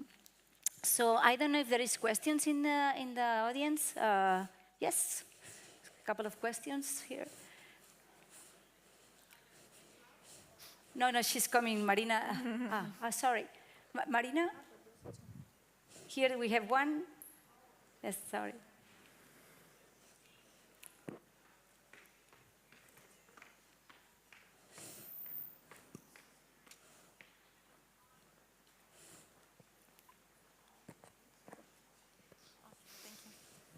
So hello, thank you, Christina, for this very informative session, and thank you to all for presenting your case studies. My name is Alice Korovesi. I'm from Greece, from the organization INZEB. Actually, it's not a question. It's something that triggered me a little bit, that all of what you have presented in the other countries, apart from Greece, because I know the situation in our country very well, is that it will be good to know the level of flexibility that each local authority has, because having a high rate of flexibility, managing public money, if money from the central government comes to the local authorities, it's much more easier to provide assistance to the households, to be closer to them, and to provide all these technical assistances through money and everything.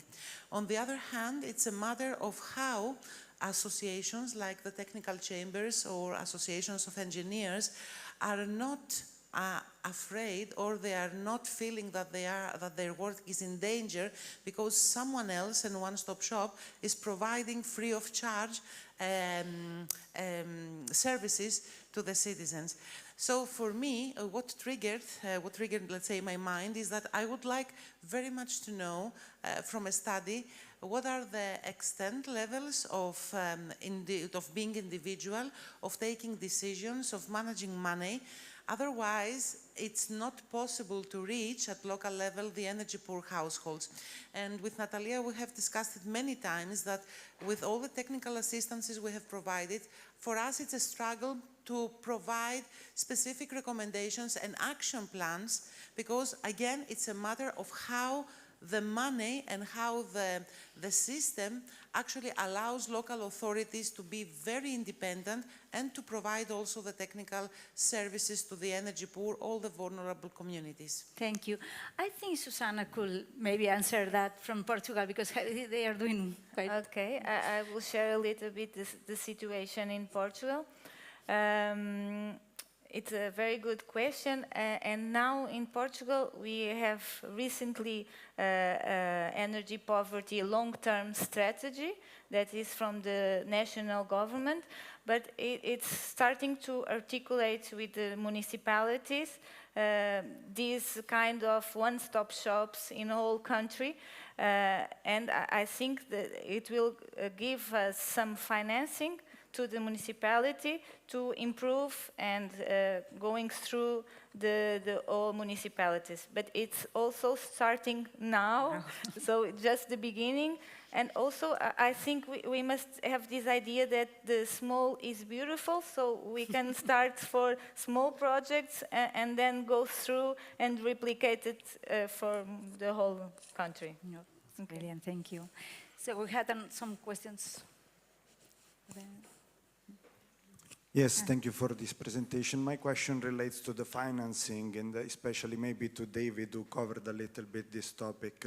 So it's important to rely on help from governments, but do you envision any mechanism in the on the economic side that can make the money work its way around to reduce energy poverty without relying on the institutions, please? Okay. David. Yeah. So I suppose is this working? Yeah, in our context, we have ultimately, I think we've made a small amount of money go very far.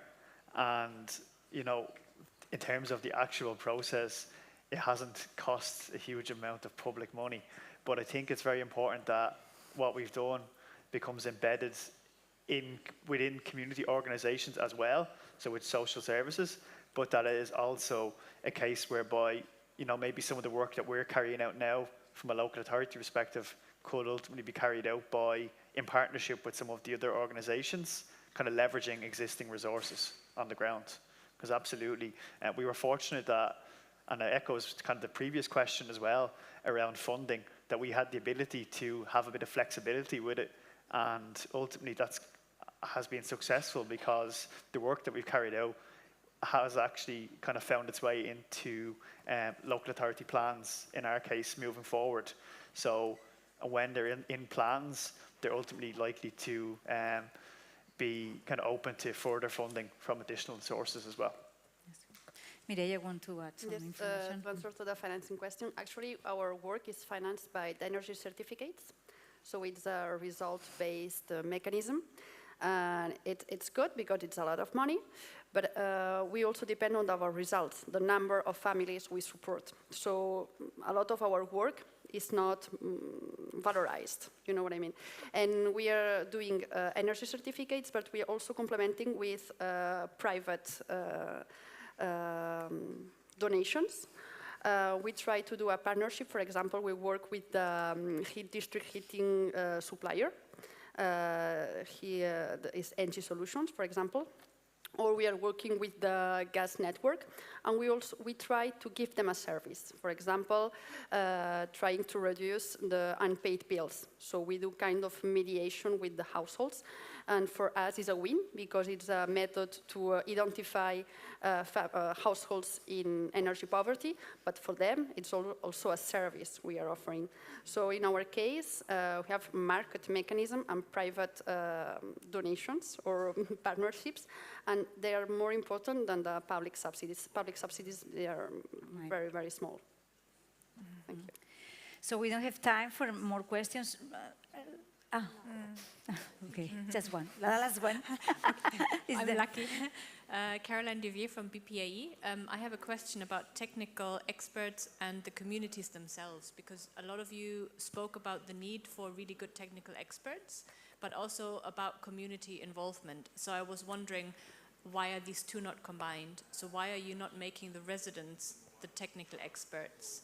Is that something you have considered before? Is it possible? Because I think that would deal with the issue of trust that we often see for vulnerable households. If they become the experts in their own communities, you have champions already. Okay, I think this is a good question to answer all of you. So is Natalia, if you will fancy the first one? As I mentioned at the beginning, that of course the first step was to train the people that work in the municipalities. The second step, that's why we have gathered a letter that has the name of the people that they are involved in the municipalities. So if anyone would like to ask something or to be trained or would like further information, then they can just communicate with us, the experts, or the experts from the municipality. And the next step that we would like to do, and we have already discussed with the municipalities, is to train the people.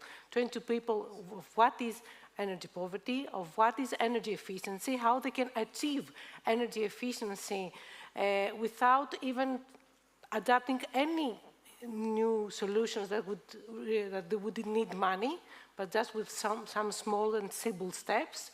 So that is our next step, but the first step and the most important step was just to record the situation in order to understand what is happening in Eastern Macedonia and thus in Greece. Thank you. And we have a very good expert in the room, is Valencia, who is doing that. And I kindly recommend you to talk with them because they are a nice example of what you are proposing. Yes. Okay. In our case, also, I mentioned that we gave training to the transition agents, and these people were from the municipality. We wanted to get people from the communities to get involved and to establish this kind of trust. So my neighbor can be the transition agent, and they would go to my home and make the home energy assessment, and they will stay for longer to make this kind of interaction and to connect with the experts from the energy agency that can be the engineers support for the transition agents that are from the community. We are trying to implement that suggestion. Maria? Yeah, here we are working directly with the municipality and with the people from there. So we are trying first to get them to train them to. That's why I said that we had a meeting with them to tell them what exactly energy poverty and how to address it. But it depends because with the decree moving to the county council, of course, we are encouraged to work only with the people from the county councils. So it's different because I don't know how the other municipality is, but usually in municipalities, in the county council or in the city hall, there are few people and working on multiple projects. So they are not really specialized on only one project because there are not a lot of people there. So they are trying, we are trying, so hopefully soon we'll have better collaboration with them. Thank you. No, you don't have time.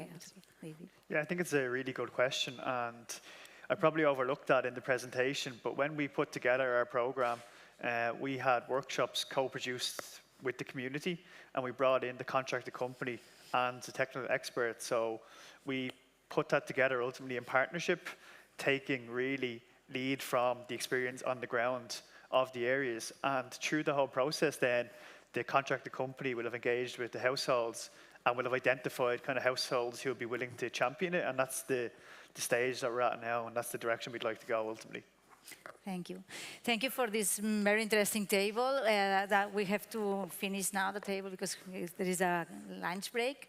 So thank you very much. And you have now the time in the networking area and lunch time to share with them, ask them as much questions as you need or you want. And thank you very much. Thank you.